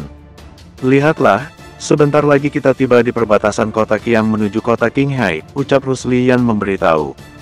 "Sebaiknya kita percepat langkah kita," ucap Liman Setiawan sambil memacu kudanya lebih cepat. Keduanya lalu melaju dengan cepat. Mereka khawatir telat mendapatkan perahu penyeberangan yang hanya satu kali dalam sehari tersebut. Jika hal itu terjadi maka mereka harus menginap di perkampungan nelayan yang berada di tepi perairan. "Beruntung, kita tidak terlambat," ucap Ruslian dengan perasaan gembira. "Kamu tunggu sebentar, aku akan membayar biaya penyeberangan." Liman Setiawan kemudian berjalan menuju loket pembayaran. Setelah menyelesaikan pembayaran, ia dan Ruslian naik ke atas perahu besar. Mereka berada di lantai 3 dekat geladak kapal dan kuda yang mereka naiki sebelumnya berada di lantai pertama. Perjalanan menuju kota Qinghai berkisar 5 hingga 6 jam dan dipastikan malam harinya mereka baru tiba di kota tersebut. Kali ini tidak banyak yang melakukan perjalanan, hanya orang-orang yang memiliki tujuan tertentu atau mereka yang berasal dari keluarga besar yang memiliki pengawal pribadi. Situasi keamanan yang kurang kondusif membuat orang-orang yang tidak berkepentingan merasa enggan berkunjung ke kota tersebut. Terkadang kita bisa menikmati suasana baru dengan perasaan baru yang lebih baik, ujar Liman Setiawan di tengah hamparan air yang jernih. Apakah kau masih belum bisa melupakannya? Tanya Ruslian yang mengetahui perasaan sahabatnya tersebut. Justru itu, entah mengapa saat melihat hamparan air danau yang luas ini aku seperti merasa ketenangan yang jauh lebih baik dari sebelumnya, ujar Liman Setiawan dengan tenang. Mungkin karena legenda tentang danau ini benar adanya, ucap Ruslian kemudian. Apakah yang kau maksud adalah tentang legenda Dewa Keabadian yang menciptakan danau ini? Liman Setiawan bertanya dengan santainya. Benar, ku dengar danau ini merupakan hadiah dari Dewa Keabadian, ucap Ruslian menegaskan. Keabadian, Liman Setiawan menundukkan kepalanya sejenak, lalu menghela napas dalam-dalam. Aku percaya jika keabadian itu ada, namun perubahan adalah bentuk keabadian itu sendiri. Liman Setiawan jelas memahaminya karena ia adalah pelaku dari keabadian itu sendiri. Namun di dalam hatinya timbul pertanyaan apakah yang dimaksud keabadian adalah sebuah kekuatan absolut yang dapat memperpanjang usia atau sebuah takdir yang dapat memindahkan satu kehidupan ke kehidupan lainnya. Tuan-tuan, mohon maaf apakah kalian perlu layanan makan dan minum? Tanya seorang pelayan yang datang menghampiri. Boleh, kebetulan sekali kami sedang ingin menikmati suasana perjalanan yang nyaman, Liman Setiawan berkata dengan sopan. Baik tuan, silakan ikuti saya. Pelayan tersebut tersenyum karena berhasil mendapatkan penumpang yang ingin ke restoran. Liman Setiawan dan Ruslian mengikuti kemana pelayan tersebut pergi, hingga mereka tiba di lantai paling atas dan nampak pemandangan dan dekorasi yang lebih rapi dari tempat sebelumnya mereka berada.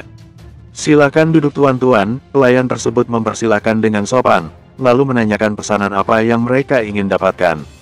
Liman Setiawan memesan beberapa menu yang terbilang mewah. Meskipun keduanya merupakan kultivator tetapi saat-saat seperti ini mereka juga beraktivitas seperti masyarakat pada umumnya. Baik tuan, mohon tunggu sebentar, pelayan tersebut tersenyum senang dan tidak salah sudah melayani orang yang tepat. Di kota Qinghai nanti apakah ada hal yang ingin kau perbuat terkait gerbang naga? Tanya Ruslian saat keduanya duduk dengan santai.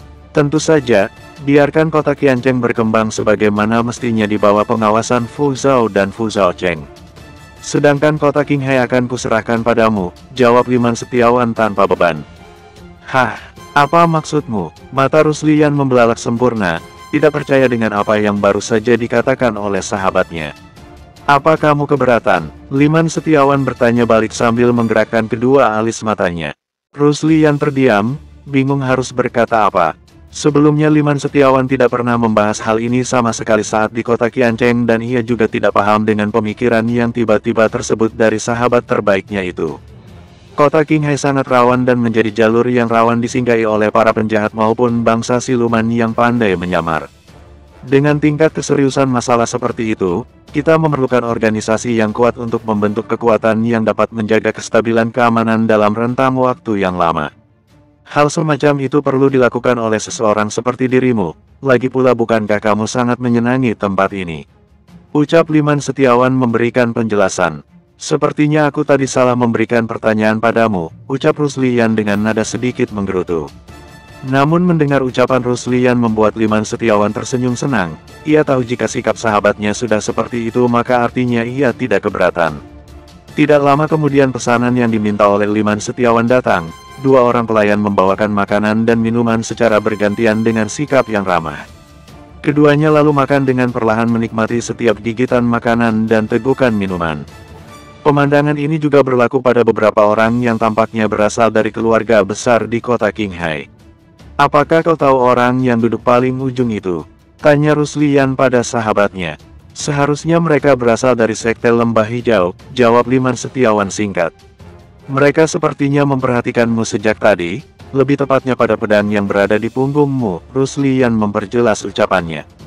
Ruslian dengan jelas dapat melihat tatapan penuh selidik dari beberapa orang saat ia dan Liman Setiawan tiba di tempat ini. Namun pandangan mata mereka semakin dalam saat melihat pedang yang selalu menemani Liman Setiawan pada beberapa waktu terakhir. Bab 55. Aku sendiri tidak mengerti. Mungkin pedang ini memiliki nilai tertentu di mata mereka, ujar Liman Setiawan sambil meletakkan gelas di atas meja. Apa sebaiknya kita hampiri mereka saja dan tanyakan maksud tujuan mereka bersikap seperti itu? Ruslian merasa tidak nyaman, meski ia tahu ada pendekar ahli di antara mereka. Liman Setiawan terdiam, lalu mengambil makanan lagi yang tersedia dari sebuah piring kecil. Ia sendiri penasaran, tetapi ia yakin jika pihak lain tidak memiliki niat yang buruk. Biarkan saja, nanti juga mereka yang mendatangi kita jika itu penting bagi mereka, ucap Liman Setiawan setelah terdiam beberapa saat. Sebaiknya tolong panggilkan pelayan yang tadi, ada beberapa hal yang ingin aku tanyakan, sambung Liman Setiawan mengabaikan perhatian dari orang-orang sekte Lembah Hijau. Oh ya, kau benar. Sekarang yang terpenting sebaiknya kita mendapatkan informasi terbaru tentang situasi kota Qinghai. Ruslian bersikap lebih tenang setelah Liman Setiawan berkata demikian. Tidak lama kemudian pelayan yang dimaksud datang menghampiri panggilan yang dilakukan oleh Ruslian. Meski awalnya agak sungkan, akhirnya pelayan tersebut duduk di dekat mereka dengan sikap sedikit gemetar. Tuan, bagaimana situasi terakhir kota Qinghai? Tanya Liman Setiawan dengan tenang. Secara keseluruhan tidak sedang baik-baik saja, jawab pelayan tersebut dengan hati-hati. Apakah tuan-tuan datang untuk mencari kesenangan? Tanya pelayan itu cepat. Liman Setiawan menyentuh dagunya lalu berkata, apakah hal seperti masih memungkinkan? Tentu saja, asal tuan memiliki uang yang cukup maka tuan bisa mendapatkan keamanan dan kesenangan secara bersamaan, ucap pelayan tersebut yang sepertinya memahami kondisi kota Qinghai dengan baik. Jadi begitu. Lalu bagaimana dengan berita dari kelompok topeng merah? Ruslian gantian bertanya. Tuan-tuan, sebaiknya hindari berkontak langsung dengan kelompok mereka. Kota Qinghai sepertinya menjadi tempat yang subur bagi pertumbuhan kelompok tersebut. Apalagi saat ini keterlibatan seorang jenderal utama ibu kota kekaisaran yang mendukung salah satu kubu keluarga besar yang sedang memperebutkan tahta pimpinan keluarga. Pelayan tersebut berkata dengan pelan sambil melihat ke kiri dan kanan, memastikan tidak ada pihak yang ia singgung. Apa yang kau maksud itu Jenderal Chandra Liu? Tanya Liman Setiawan dengan raut wajah serius. Iya, itu benar tuan, pelayan tersebut mengangguk. Apakah itu juga berhubungan dengan keluarga Nu? Tanya Liman Setiawan lagi yang mulai memahami alur peristiwa ini. Tepat sekali tuan, salah satu pewaris keluarga Nu yang terbuang merupakan salah satu petinggi Akademi Walet Jingga. Dengan pengaruhnya sebagai seorang tetua ia berhasil menjalin kerjasama yang baik dengan Jenderal Liu, jawab pelayan tersebut dengan fasih. Liman Setiawan termenung sejenak, sampai titik ini dia mencoba memahami bagaimana situasi terakhir kali Jenderal Liu menolong Windy Fei saat di kompetisi antar murid inti. Liman Setiawan akhirnya mengerti jika perubahan Windy Fei juga terjadi karena adanya pengaruh kepentingan gurunya terhadap Jenderal Chandra Liu. Tetapi memikirkan tindakan Windy Fei yang tidak menolak perlakuan Jenderal Chandra Liu malam itu membuat Liman Setiawan sakit kepala. Tindakan Windy Fei sedikit berbeda terhadap dirinya yang berani mencegahnya saat di depan gurunya, seolah Windy Fei saat itu adalah orang yang berbeda. Bagaimana sekarang? Tanya Ruslian setelah melihat reaksi Liman Setiawan. Kita tetap fokus pada tujuan kita, adapun keluarga Nu tidak ada urusannya dengan kita, ujar Li Yuan dengan tatapan sedikit lebih serius. Tuan, apakah tuan-tuan ini dari ibu kota?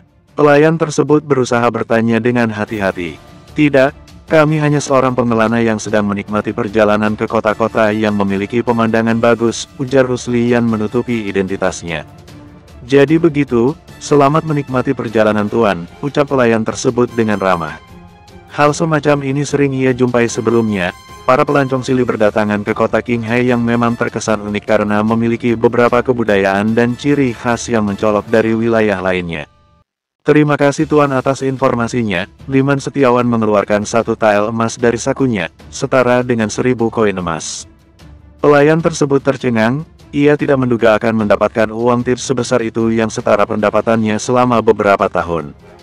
Terima kasih tuan-tuan, ucap pelayan tersebut dengan sangat senang. Ya, terima kasih juga atas informasinya, ucap Liman Setiawan dengan sikap yang tidak sombong. Setelah pelayan itu pergi dan merapikan meja makan, Liman Setiawan dan juga Ruslian masih bertahan. Mereka berdua masih menyadari belum adanya perubahan sikap dari beberapa orang yang tidak jauh dari tempat duduk mereka. Sepertinya mereka benar-benar harus diundang, ujar Liman Setiawan sembari menarik pedangnya dan meletakkan di atas meja. Pedang panjang pemberian tetua Gonggong itu terpampang lebih jelas. Meski dari kejauhan seorang kultivator bisa melihatnya dengan jelas. Benar saja, beberapa saat kemudian Liman Setiawan didatangi oleh beberapa orang lelaki yang berjumlah 4 orang. Satu di antara mereka berada di ranah alam roh sedikit lebih lemah dari Liman Setiawan. "Tuan, dari mana Anda mendapatkan pedang ini?" tanya salah seorang dari mereka secara langsung. Di mata orang-orang sekte Lembah Hijau, Liman Setiawan adalah seorang tuan muda dari keluarga besar yang tidak memiliki ranah kultivasi. Sedangkan Ruslian merupakan pengawal pribadinya yang berada di ranah inti ki tahap akhir. "Silakan duduk tuan-tuan." Liman Setiawan tidak langsung menjawab pertanyaan dari tamunya tersebut, melainkan mempersilahkan mereka duduk dengan ramah. Keempat murid sekte Lembah Hijau tersebut saling pandang, lalu mereka duduk di sekitar Liman Setiawan dengan tatapan waspada.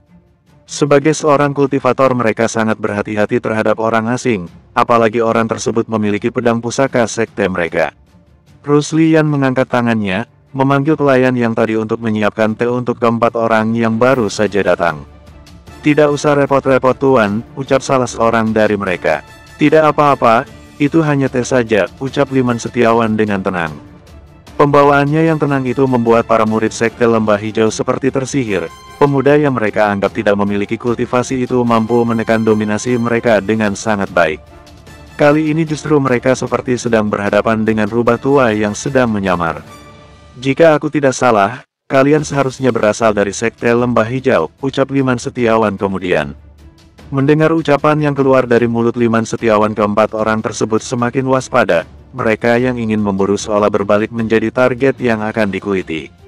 "Kalian tidak usah cemas, kami tidak sedang mencari musuh atau tidak memiliki niat baik. Kami hanya bingung kenapa kalian begitu tertarik dengan pedang ini," ucap Liman Setiawan berterus terang. Di saat seperti ini ia tidak ingin menimbulkan perselisihan, apalagi sekte Lembah Hijau dan Akademi Walet Jingga memiliki hubungan baik. Terlebih Liman Setiawan mengetahui jika gurunya memiliki hubungan baik dengan seorang tetua yang telah memberikan pedang terbaiknya pada Liman Setiawan. Bersambung. Bab 56. Seperti yang kami tanyakan di awal, dari mana kamu mendapatkan pedang ini? Seorang yang paling senior angkat bicara. "Apakah kalian percaya jika aku mendapatkannya dari tetua Gom-Gom?" ucap Liman Setiawan tanpa menyembunyikan rahasia asal-usul pedang yang ia gunakan. "Apa hubunganmu dengan tetua Gom-Gom?" tanya murid senior itu dengan nada mendalam. "Tuan Gom-Gom adalah sahabat guruku. Dalam kunjungannya beberapa bulan yang lalu ke Akademi Walet Jingga, ia memberikan hadiah berupa pedang ini," ucap Liman Setiawan sambil mengeluarkan lencana murid intinya pada murid sekte Lembah Hijau tersebut. Mendengar ucapan dan juga melihat lencana khusus murid inti Akademi Walet Jingga, keempat orang itu langsung berdiri dan memberikan salam khusus bentuk penghormatan. "Salam Tuan Pendekar, maafkan atas kelancangan sikap kami sebelumnya," ucap mereka dengan serempak. "Duduklah, kita semua adalah teman," ucap Liman Setiawan sembari menerima salam dari mereka dengan ramah. Setelah situasi yang canggung terlewati, kini mereka saling bercerita dan berkenalan satu sama lain. Sikap keempat murid sekte Lembah Hijau yang cukup mudah diajak mengobrol membuat Liman Setiawan merasa lebih nyaman. Ia dan Ruslian juga tidak segan-segan menceritakan pengalaman mereka di Akademi Walet Jingga. "Ngomong-ngomong, apakah saudara Liman tahu tentang pedang yang diberikan oleh tetua Gom-Gom?" tanya salah seorang dari mereka yang paling senior. "Tidak, Tuan Gom-Gom hanya mengatakan jika dirinya tidak terbiasa menggunakan pedang dan memberikan pedang tersebut karena mengetahui Akademi Walet Jingga kami memiliki beberapa teknik yang mengandalkan pedang," ujar Liman Setiawan dengan jujur. "Pedang yang ada di tanganmu tidaklah sesederhana itu. Kami menilai tetua Gom-Gom sangat memandang tinggi saudara Liman karena sudah memberikan pedang kehormatan sekte Lembah Hijau. Secara lebih detail, bisa berarti saudara Liman juga merupakan bagian dari kami," ucap pemuda tersebut dengan serius, memandang ke arah Liman Setiawan dengan segan. Mendengar penjelasan dari murid sekte Lembah Hijau tersebut, Liman Setiawan terkejut. Ia sendiri baru tahu jika ada hal semacam ini. Tuan Gom-Gom sedikit membuatnya merasa tidak enak hati. Untuk kedepannya Liman Setiawan perlu menemui tetua sekte Lembah Hijau tersebut untuk meminta penjelasan. "Aku tidak mengerti banyak tentang pedang ini dan juga peraturan sekte kalian. Tetapi aku berjanji setelah selesai menjalankan misi maka aku akan mampir ke kota Qiang," ucap Liman Setiawan dengan sungguh-sungguh. "Mampirlah kalau begitu, sekte kami selalu terbuka untuk orang sepertimu. Kau cukup tunjukkan pedang ini maka murid jaga akan memperlakukanmu dengan baik." Murid sekte Lembah Hijau itu memandang kagum ke arah Liman Setiawan. Di Sekte Lembah Hijau sendiri tidak banyak yang bisa berinteraksi dengan Tetua Gonggong. Selain kepribadiannya yang tertutup, ia juga merupakan seorang tokoh alkemis senior. Selanjutnya mereka mengobrol dengan hangat. Liman Setiawan pun tanpa sungkan mengeluarkan arak terbaiknya yang ia miliki, yang ia simpan di dalam cincin penyimpanannya. Sebagai seorang jenderal naga langit, ia tahu bagaimana caranya menjalin hubungan dengan baik. Menjamu seseorang dan membuatnya nyaman adalah bagian dari hal tersebut. Ruslian yang sedari tadi memperhatikan sikap sahabatnya tersebut merasakan perubahan sikap Liman Setiawan yang memang seperti bumi dan langit. Dalam hal-hal seperti itu ia banyak belajar cara bersikap dan menjalin hubungan dengan baik. Jika dulu ia berpikir dunia kultivator dipenuhi oleh kekerasan, tetapi kini ia juga merasakan persahabatan yang terjalin dengan hangat. Hingga waktu pun berlalu dengan cepat, suasana keakraban membuat mereka tidak menyadari jika perahu yang mereka naiki sudah tiba di kota Qinghai. Semarak warna lampu yang menerangi bagian terluar kota tersebut membuat pemandangan yang begitu memanjakan mata. Sepertinya kita sudah sampai, senang sekali memiliki teman baru seperti Saudara Liman dan juga Saudara Ruslian, ucap murid senior yang diketahui bernama Ma Weijun itu. Terima kasih telah menjadi teman yang nyaman selama dalam perjalanan ini, tolong sampaikan salam kami untuk Tetua Gonggong. Liman Setiawan mengeluarkan 4 butir pil pengumpul Qi untuk diberikan kepada masing-masing teman barunya tersebut. Ma Weijun dan kawan-kawan sangat senang, ia benar-benar merasa semakin tertarik dengan kepribadian Liman Setiawan yang begitu baik dan tulus tersebut. Setelah itu mereka pun berpisah. Murid Sekte Lembah Hijau melanjutkan perjalanannya ke bagian utara kota Qinghai untuk menuju sebuah perkampungan yang terbiasa mengumpulkan herbal langka. Kegiatan seperti yang dilakukan oleh Ma Weijun bisa dibilang misi rutin yang diambil. Sebagai sekte yang mengembangkan alkimia dan pengobatan, maka kebutuhan herbal-herbal langka sangat dibutuhkan. Liman Setiawan, apa kita akan melanjutkan perjalanan atau kita harus mencari penginapan terdekat? Ruslian perlu menanyakan pendapat dari sahabatnya tersebut. Sebaiknya kita bermalam di sekitar sini saja, seharusnya tidak jauh dari sini ada penginapan yang cukup bagus dan menjadi kesukaan banyak pendatang saat berkunjung ke kota Qinghai, jawab Liman Setiawan. Meski malam sudah semakin menunjukkan keberadaannya, suasana di sekitar pelabuhan tempat mereka tiba masih ramai. Pedagang masih membuka kiosnya dan menawarkan berbagai barang untuk dimakan ataupun sekedar dijadikan buah tangan. Aku setuju denganmu, kita tidak usah terburu-buru dan menikmati kota ini secara perlahan adalah hal yang tidak bisa dilewatkan, kata Ruslian sambil tertawa kecil. Liman Setiawan mengerti maksud dari perkataan sahabatnya tersebut. Ruslian terlalu dalam menyembunyikan hobinya yang sesekali menikmati keindahan wanita. Meskipun demikian, Liman Setiawan tahu betul batasan dari sahabatnya tersebut. Ia tidak keberatan dengan privasi sahabatnya tersebut yang tidak mau terikat dengan seorang wanita. Ia lebih menikmati masa mudanya terlebih dahulu sebelum memutuskan untuk menjalin hubungan yang lebih serius. Liman Setiawan juga tahu jika pada akhirnya Ruslian bisa menikah dan menjadi lelaki yang bertanggung jawab pada keluarga, meski ia juga bagian dari sahabat setianya yang rela mempertaruhkan nyawa demi mempertahankan kesetiaannya pada Liman Setiawan. Beberapa saat kemudian mereka tiba di sebuah penginapan yang cukup besar. Penginapan itu masih cukup ramai dengan beberapa pengunjung yang berdatangan berbarengan dengan bersandarnya perahu besar di Danau Biru.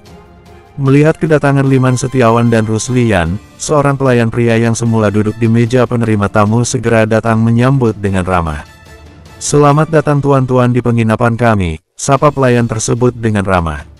Kami ingin memesan 2 kamar terbaik dari tempat ini. Ruslian mengeluarkan koin emas yang cukup banyak untuk mendukung ucapannya tersebut. Mengikuti Liman Setiawan, ia sama sekali tidak khawatir akan kehabisan uang. Jika dulu ia adalah pemuda miskin di pelataran murid luar, kini ia sudah berubah drastis hanya dalam beberapa bulan saja. Bab 57. Mata pelayan tersebut berbinar cerah. Seperti bayangannya ia sangat senang menyambut tamu yang baru saja tiba di kota Qinghai. Mereka yang datang ke penginapan ini umumnya orang-orang berada. Pelayan itu pun dengan cepat membuat pengaturan serta membawakan handuk kering serta selimut tebal ke dalam kamar yang mereka pesan. Danau Biru diapit oleh 2 pegunungan, selain pemandangannya yang indah, suhu udaranya pun sangat dingin di malam hari. Tuan-tuan, saya akan menyiapkan makanan dan minuman penghangat badan di restoran untuk kalian. Jika ada yang ingin dipesan maka dengan senang hati saya akan persiapkan segera, ucap pelayan tersebut dengan sangat ramah. Sementara tidak dulu, nanti kami akan mengatakannya jika sudah berada di sana, ucap Ruslian. Baik tuan, Senang melayani Anda, pelayan tersebut pamit untuk membuat pengaturan di tempat makan. Bagaimana, apakah kau ingin makan malam? Tanya Ruslian pada Liman Setiawan. Mungkin aku akan menyusul, sebelumnya aku ingin menyegarkan tubuh di pemandian air hangat saja, ucap Liman Setiawan yang sudah mengetahui jika di penginapan ini terdapat air panas alami dari gunung. Baiklah, katakan saja jika kau butuh ditemani, ucap Ruslian sebelum menuju kamarnya. Aku masih lelaki normal, jadi kau tidak perlu mengikutiku ke tempat pemandian, ujar Liman Setiawan sambil berlalu. Dasar, kau kira aku juga lelaki macam apa? Ucap Ruslian mengumpat kecil. Liman Setiawan dan Ruslian memasuki kamar mereka masing-masing untuk melakukan berbagai urusan pribadi. Jika ingin makan mereka bisa langsung menuju restoran yang ada di dekat penerimaan tamu, atau jika langsung beristirahat pun pelayan sudah menyiapkan tempat yang nyaman dengan selimut tebalnya. Setelah beristirahat sebentar Liman Setiawan segera menuju pemandian air panas. Cuaca yang dingin membuat pemandian air panas menjadi pilihan yang tepat baginya untuk memanjakan tubuh. Dengan biaya tambahan Liman Setiawan memasuki tempat pemandian khusus yang biasanya digunakan oleh para kultivator yang memiliki ketahanan fisik yang berbeda dengan orang biasa. Liman Setiawan melepaskan pakaiannya, mulai memasuki kolam pemandian sambil menikmati setiap sensasi hawa panas yang menyerupai ruam kuku tersebut. Setelah menenggelamkan seluruh tubuhnya yang menyisakan kepalanya, ia memejamkan matanya dengan tenang. Hingga beberapa waktu berlalu, ia tidak bergerak sambil mengaktifkan kultivasi aura sunyi yang biasa ia jalankan. Ia juga melepaskan aura kekuatannya yang selama ini ia tekan saat berada di depan banyak orang. Seorang pemuda yang berada di ranah alam roh tahap akhir bukanlah sesuatu yang bisa ditemukan dengan mudah. Selain itu Liman Setiawan juga menyamarkan kekuatannya agar mudah mencari informasi keberadaan kelompok topeng merah. Dengan tingkat kekuatan yang dimilikinya, maka Liman Setiawan baru bisa menghadapi topeng merah bintang 3. Jika ia bertemu dengan anggota topeng merah bintang 4 atau yang di atasnya maka Liman Setiawan akan mengalami kesulitan serius. Dengan sikap kehati-hatiannya tersebut ia ingin dalam waktu dekat meningkatkan kekuatannya hingga ke ranah berikutnya agar bisa bergerak dengan lebih leluasa. Malam pun berlalu dengan tenang, hingga pagi-pagi sekali Liman Setiawan baru selesai dari aktivitasnya dan berpakaian kembali dengan perasaan yang jauh lebih baik. Tanpa ia sadari dengan seiring bertambahnya kekuatan serta meningkatnya kualitas tulangnya, pertumbuhan fisiknya pun semakin sempurna. Wajah tampan dengan postur tinggi 180 cm akan membuat banyak wanita tertarik, tetapi sayangnya hal itu tidak menjamin kehidupan percintaannya yang sudah 2 kali dikhianati oleh wanita-wanita yang ia anggap layak menjadi pendampingnya. Liman Setiawan meninggalkan kolam pemandian air panas. Perutnya yang mulai lapar membuatnya tertarik untuk segera menuju restoran yang ia tahu memiliki pemandangan yang luar biasa indah. Penginapan ini letaknya sangat strategis dan pemandangan alam yang membentang indah, baik danau biru maupun 2 gunung yang mengapitnya membuat orang-orang terlalu sayang jika melewatkan pemandangan ini. Silakan duduk tuan, ucap pelayan yang sudah mengenali Liman Setiawan saat tiba di restoran. Liman Setiawan mengangguk pelan, lalu berjalan menuju meja makan yang sudah disiapkan oleh pelayan tersebut. Liman Setiawan menuangkan teh hangat yang tersedia ke dalam gelas, menyeruputnya perlahan dan menikmati setiap tegukan yang melewati tenggorokannya. Liman Setiawan juga sudah melihat keberadaan sahabatnya, namun kali ini Liman Setiawan memutuskan duduk terpisah untuk memudahkan memantau situasi perkembangan. Menurut penglihatan indera spiritualnya, ia merasakan beberapa niat jahat yang tersembunyi. Entah apa yang akan terjadi namun Liman Setiawan memilih untuk berjaga-jaga di tempat yang sering dikunjungi oleh banyak kultivator ini. Tidak lama berselang, pelayan lelaki kembali datang membawa beberapa hidangan yang menggugah selera. Semua menu yang disajikan merupakan menu pilihan terbaik yang biasa dibuat oleh juru masak pilihan restoran tersebut. Pelayan, bisakah kau menambahkan sup ikan hangat, ucap Liman Setiawan sambil mengeluarkan beberapa koin emas. Tentu saja bisa. Mohon ditunggu sebentar, pelayan tersebut bersikap dengan ramah. Liman Setiawan mengangguk pelan, sambil menunggu ia bisa menikmati makanan lainnya yang baru saja terjadi. Liman Setiawan pun memulai sarapan pagi pertamanya di kota Qinghai. Ketimbang menjalankan misi ia terlihat lebih seperti pelancong yang menikmati liburan. Nona Nuhume, akhirnya kami menemukan dirimu. Belum saja Liman Setiawan selesai mengunyah makanan di dalam mulutnya, seseorang berseru lantang dengan raut wajah terlihat garang. Seperti yang terdengar, kecantikanmu memang sangat luar biasa. Sepertinya aku sedang beruntung mendapatkan tugas untuk menghabisimu.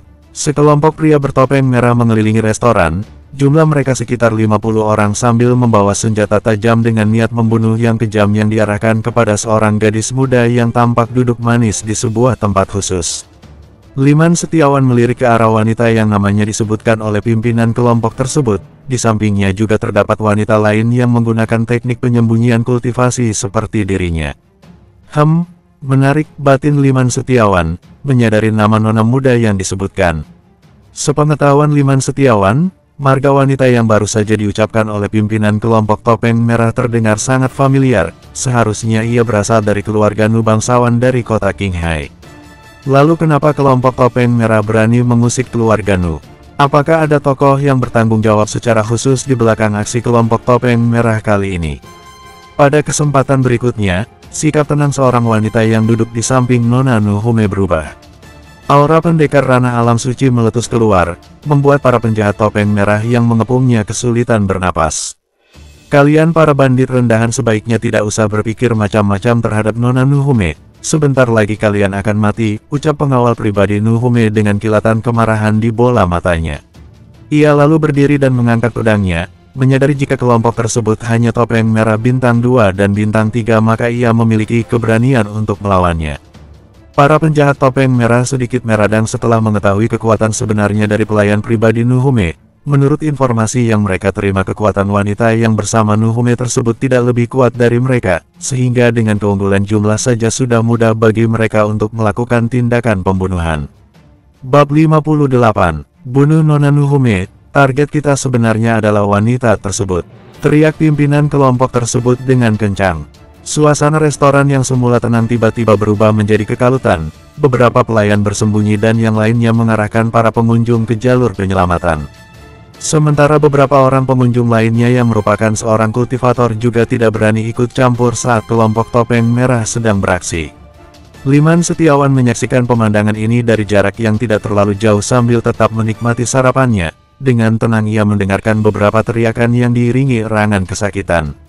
Nona Nuhume yang menjadi target pembunuhan pun tidak tinggal diam. Di balik pesona kecantikannya ia mengayunkan pedangnya tanpa belas kasihan pada para penjahat yang datang mengepungnya. Hanya dalam waktu singkat setengah dari kelompok topeng merah sudah berjatuhan di tanah. Kedua wanita tersebut cukup ganas saat pedang tanpa mata mereka mengayun menebas ke arah para penjahat. Satu persatu penjahat topeng merah berguguran. Bau amis yang menyengat beterbangan di udara membuat suasana menjadi hening dalam waktu singkat. Apakah kita hanya menonton saja? Tanya Ruslian yang menghampiri Liman Setiawan. Duduklah, pertunjukan sebenarnya baru akan dimulai, ucap Liman Setiawan dengan santai. Liman Setiawan merasakan kehadiran aura pendekar kuat yang sedang menyaksikan pertarungan antara kedua gadis cantik melawan kelompok topeng merah. Ia tidak membantu karena yakin hal tersebut bukan masalah berarti bagi kedua wanita tersebut, ditambah Liman Setiawan juga tidak mau gegabah. Ruslian mengangguk pelan sebelum duduk, ia berusaha tenang meski darah petarungnya bergejolak saat melihat wanita yang menghadapi intimidasi dalam pertempuran. Namun baru saja Ruslian duduk di hadapan Liman Setiawan, 5 orang penjahat topeng merah memasuki restoran tempat mereka berada. Liman Setiawan mengerutkan keningnya melihat kelima orang penjahat yang mengenakan topeng merah bintang 3 dan 4 tersebut. Ia menyadari jika situasi mulai serius. Hahaha, tidak kusangka kalian bisa mengalahkan anak buahku dengan mudah, ucap salah satu pria bertopeng merah. Di topengnya terdapat 4 bintang. Nona, hati-hati, ucap pengawal pribadi Nuhume dengan khawatir. Ia juga merasakan ancaman yang lebih besar dan tidak menyangka jika keberadaannya di tempat ini diketahui oleh kelompok topeng merah. Pengawal pribadi Nuhume tidak memiliki keyakinan sama sekali untuk bisa lolos dari tempat ini. 2 orang di antara mereka berada di tingkat yang sama dengan dirinya sedangkan 3 orang lainnya berada di alam roh yang juga bukan tandingan Nona Nuhume. Bahkan dalam jarak tertentu ia masih merasakan kedatangan pihak lain yang merupakan gerombolan yang memiliki tingkat kekuatan yang sama dengan kelompok topeng merah yang ia habisi sebelumnya. Apakah kita masih berdiam diri? Saat ini Ruslian pun semakin tidak sabar. Mereka bukan lawanmu, ucap Liman Setiawan dengan santai, lalu menunjuk ke arah luar. Kau bisa mengasah pedangmu pada mereka, sambung Liman Setiawan memberitahu akan kedatangan kelompok lain. Baiklah. Yang di sini kuserahkan kepadamu, Ruslian bangkit dan berjalan ke arah luar. Hanya dalam waktu singkat pertarungan di luar penginapan pun pecah, seperti seorang pahlawan yang menawan Ruslian bergerak bebas memainkan pedangnya dan membuat keributan yang cukup keras di luar penginapan. Kejadian ini sontak saja menarik perhatian kelima orang penjahat topeng merah bintang 3, mereka tidak terima dengan pertolongan yang datang membantu Nona Nohome. Kalian bantu saudara-saudara kita, biarkan aku dan adikku yang membereskan dua wanita itu, ucap topeng merah bintang 4 memberi perintah. Baik kakak pertama, ucap 3 orang penjahat topeng merah bintang 3 dengan kompak, lalu bersiap keluar menuju Ruslian. Apakah kalian pikir bisa semudah itu meninggalkan tempat ini? Kalian sudah mengganggu sarapan pagiku, lalu sekarang mau mengganggu kesenangan temanku. Apakah otak kalian sudah bercampur bubur? Suara Liman Setiawan terdengar tidak keras, tetapi nadanya begitu tenang seperti alunan musik kematian. Nona, sepertinya kita masih terselamatkan. Berdirilah di belakangku, ucap pengawal pribadi Nohome, meminta nona mudanya berlindung di belakangnya. Apakah kau mengenal para pemuda itu? Tanya Nohome sambil melangkah mundur. Tidak, sepertinya mereka bukan berasal dari tempat ini, ucap pengawal pribadi Nohome sambil berusaha mengenali pihak lain. Oh, jadi kau juga termasuk teman orang itu. Baguslah jika kau meminta kematian terlebih dahulu, ucap pria bertopeng bintang 3 itu dengan angkuh. Usai berkata demikian ketiganya menyabut pedangnya dan hendak menghabisi Liman Setiawan yang hanya berjarak beberapa langkah itu. Aura membunuh yang ganas seketika membumbung tinggi keluar dari tubuh ketiga penjahat bertopeng merah itu. Kalian termasuk beruntung menjadi yang pertama, ucap Liman Setiawan dengan senyum aneh. Tanpa beranjak dari tempat duduknya, Liman Setiawan mengibaskan tangannya. Bersamaan dengan hal itu 3 buah jarum emas melayang di udara dengan kecepatan kilat, membelah udara dengan desiran halus lalu mendarat tepat di leher setiap lelaki bertopeng merah. RGGH, RGGH, RGGH, suara erangan kesakitan terjadi secara beruntun, berlangsung sesaat lalu berhenti diiringi dengan ambruknya ketiga penjahat bertopeng merah yang memiliki ranah kultivasi pendekar alam roh tahap awal dan tahap menengah itu. Seluruh ruangan seketika menjadi hening. Seorang pelayan lelaki yang sebelumnya melayani Liman Setiawan tampak tercengang, mulutnya terbuka lebar hingga sebuah bapau bisa masuk ke dalam mulutnya. Ia tidak menduga jika tamu yang ia layani adalah pendekar hebat di usianya yang masih sangat muda. Apa yang terjadi? Ucap pria bertopeng merah dengan keheranan. Meskipun ia adalah seorang pendekar tingkat alam suci, ia sama sekali tidak melihat kecepatan serangan yang dilakukan oleh Liman Setiawan yang hanya duduk dengan santai itu. Bahkan setelah selesai menjalankan aksinya, pemuda tersebut tampak cuek sambil menyesap segelas minuman. Nohome dan pengawal pribadinya pun tidak menyangka, mereka berdua saling pandang untuk sejenak dan menyatukan pikiran guna mencerna kejadian yang berlangsung sangat singkat itu. Bahkan Nohome yang merupakan gadis anggun tampak terlihat buruk karena ekspresi terkejut yang berlebihan. Membunuh kultivator alam roh bukanlah perkara mudah, mereka adalah pendekar ahli yang memiliki gelar. Kamu, beraninya mencampuri urusan kelompok topeng merah, teriak pria bertopeng merah dengan bintang 4 tersebut. Liman Setiawan menyipitkan matanya, meskipun ia memiliki kemampuan namun ia tidak dapat melawan keduanya sekaligus. Nona, sepertinya kita harus berbagi, ucap Liman Setiawan mengarah pada pengawal pribadi Nohome. Mendengar perkataan dari Liman Setiawan, pengawal pribadi Nohome tersebut langsung tersadar lalu mengangguk setuju. Walau bagaimanapun ini adalah kesempatan terbaiknya, menghadapi seorang yang berada pada ranah yang sama dengannya ia masih memiliki kepercayaan diri yang besar. Bab 59, mendengar perkataan Liman Setiawan yang begitu tenang dan terarah membuat orang-orang yang berada di ruang makan tersebut memusatkan perhatian kepadanya. Pemuda itu masih menyembunyikan kekuatannya, kita harus berhati-hati, ucap penjahat bertopeng merah pada rekannya. Ya, kau benar tetapi aku yakin jika dia masih berada di bawah kita, ujar yang lainnya dengan tetap waspada. Liman Setiawan tidak bersikap santai lagi, kali ini ia mengeluarkan pedangnya dan mengalirkan tenaga dalamnya pada pedang pemberian tetua Gombom itu. Cuy, rupanya kamu berasal dari Sekte Lembah Hijau, sepertinya kamu murid penting di sana, ucap seorang pria topeng merah yang mengenali pedang di tangan Liman Setiawan. Sepertinya pedang di tanganku cukup dikenal oleh penjahat busuk seperti kalian. Mungkin Alex Song pun akan mengenalinya jika aku datang kepadanya, ucap Liman Setiawan dengan nada dingin. Siapa kamu? Bagaimana bisa mengenal nama pemimpin kami? Ucap pria bertopeng merah dengan ekspresi serius. Di dunia ini tidak banyak yang mengetahui nama asli pimpinan organisasi Topeng Merah, hanya anggota Bintang 4 yang mengetahui hal tersebut. Bahkan anggota biasa Topeng Merah saja tidak layak mengetahui nama pimpinan mereka. Siapa aku? Sampaikan salamku pada penguasa neraka ketika kamu sudah di sana. Elang menembus awan. Menyadari kekuatan lawan lebih besar, Liman Setiawan segera mengeluarkan seluruh tenaga dalamnya dan melakukan serangan yang sangat cepat ke arah salah satu penjahat bertopeng merah Bintang 4 tersebut. Untungnya bagian dalam rumah makan ini cukup luas, membuat Liman Setiawan leluasa mengeluarkan jurus andalannya tersebut. Mata penjahat bertopeng merah melebar, ia mengenali jurus mematikan yang biasa dimiliki oleh para jenderal Kekaisaran Langit yang berasal dari Akademi Walet Jingga. Jantungnya berdetak kencang, tangan kanannya berusaha bergerak dengan cepat mencabut pedang untuk melakukan pertahanan diri. Pada saat ini cahaya dingin pedang di tangan Liman Setiawan melintas dengan cepat seperti kilat yang menyambar dari langit. Hanya dalam hitungan sepersekian detik jurus pedang elang menembus awan bergerak dalam 5 langkah. Seret, seret, seperti serangan jarum emas Liman Setiawan sebelumnya, di ruangan tersebut tidak ada yang bisa melihat bagaimana Liman Setiawan menghunus dan mengayunkan pedang. Tangan Liman Setiawan sedikit bergetar, pedang panjang di tangannya menghunus ke arah langit dengan garis darah yang mengalir dari ujung pedangnya. Pengawal pribadi Nuhume yang mulai melakukan serangkaian serangan kepada salah satunya pun sedikit memicingkan mata, ia juga tidak asing dengan serangan mematikan yang dimiliki oleh para petinggi Akademi Walet Jingga tersebut. Dalam hatinya ia memikirkan bagaimana seseorang bisa memiliki dua identitas sekaligus.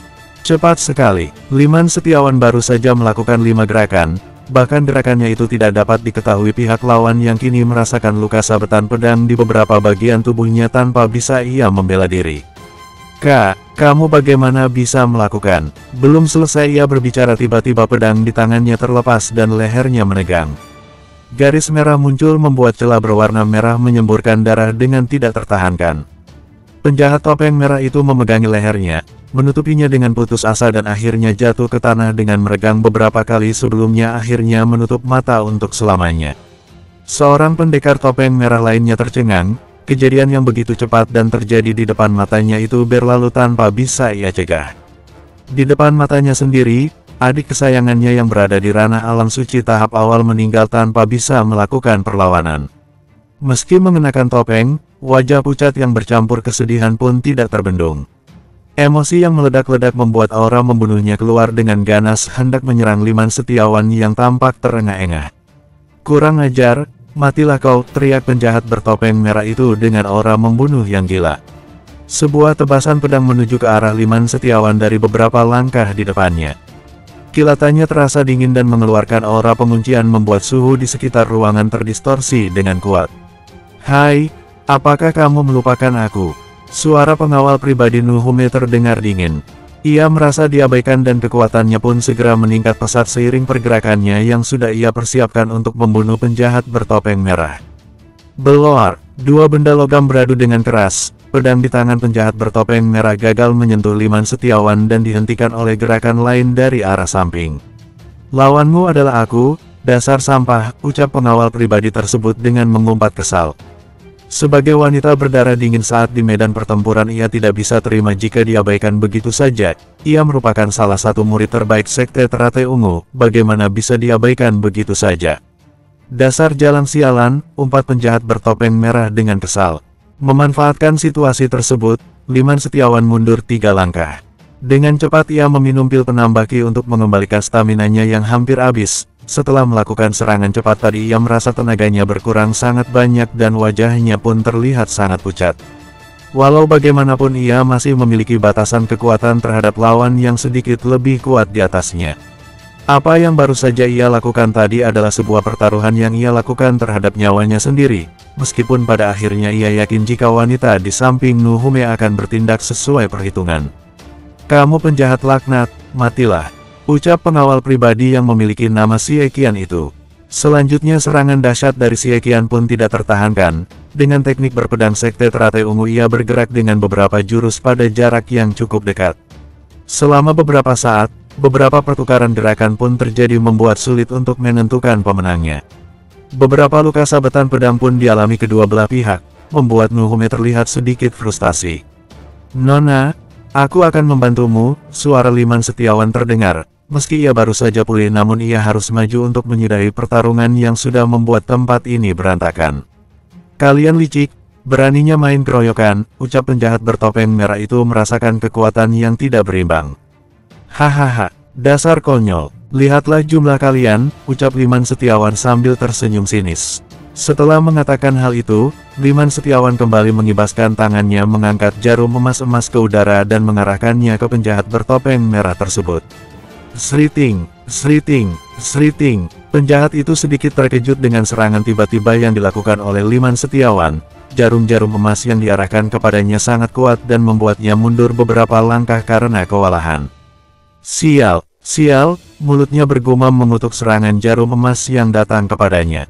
Melihat musuh terdesak, Xie Qian maju dan melakukan serangan beruntun untuk menghabisi lawannya yang tak berdaya. Hanya dalam beberapa langkah, pedang di tangan Xie Qian berhasil menebas lengan dan juga leher penjahat bertopeng merah hingga tewas dalam keputusasaan. Bab 60. Liman Setiawan bernapas lega, musuh terakhirnya pun tewas bersimbah darah meski bukan di tangannya sendiri. Dengan napas yang sedikit tidak stabil ia menyimpan kembali puluhan jarum emas yang sebelumnya berserakan di lantai. Di pertarungan nyata, ini adalah pertama kalinya ia menggunakan keahlian jarum emas yang diberikan oleh gurunya saat sebelum menjalankan misi. Nona, semuanya sudah baik-baik saja, Xie Qian menghampiri nona mudanya yang terlihat sedikit ketakutan. Iya, terima kasih atas semuanya, ucap Nuhume dengan sedikit gugup. Semuanya berkat pemuda tersebut, ucap Xie Qian sambil menunjuk ke arah Liman Setiawan. Di saat yang bersamaan, Liman Setiawan tengah memandang ke arah luar di mana Rusli yang baru saja selesai melakukan tugasnya. Bagaimana? Tanya Liman Setiawan singkat. Apanya? Rusli yang bertanya balik seolah bersikap menjadi orang yang paling menyebalkan. Kepalamu, ucap Liman Setiawan dengan menahan ketawa. Keduanya bercanda sejenak, mengabaikan perhatian banyak pasang mata yang tengah mengarah kepada mereka berdua selaku tokoh utama. Tuan-tuan, terima kasih atas pertolongan kalian, Nuhume dan Xie Qian menghampiri dan berkata dengan sikap yang tulus. Liman Setiawan dan Rusli yang terdiam sejenak melihat kehadiran dua orang wanita yang sebelumnya menjadi incaran para penjahat dari organisasi Topeng Merah. Sama-sama Nona, apakah kalian baik-baik saja? Tanya Liman Setiawan dengan sedikit perhatian. Kami baik-baik saja, bagaimana dengan Anda? Tanya Nuhume dengan sedikit khawatir, walau bagaimanapun ia melihat sendiri keadaan pemuda yang telah menolongnya tersebut. Sedikit tidak baik, ucap Liman Setiawan sambil menunjuk ke meja makannya yang berantakan. Oh maaf, biar aku yang menggantinya setelah ini, ucap Nuhume dengan perasaan sedikit bingung.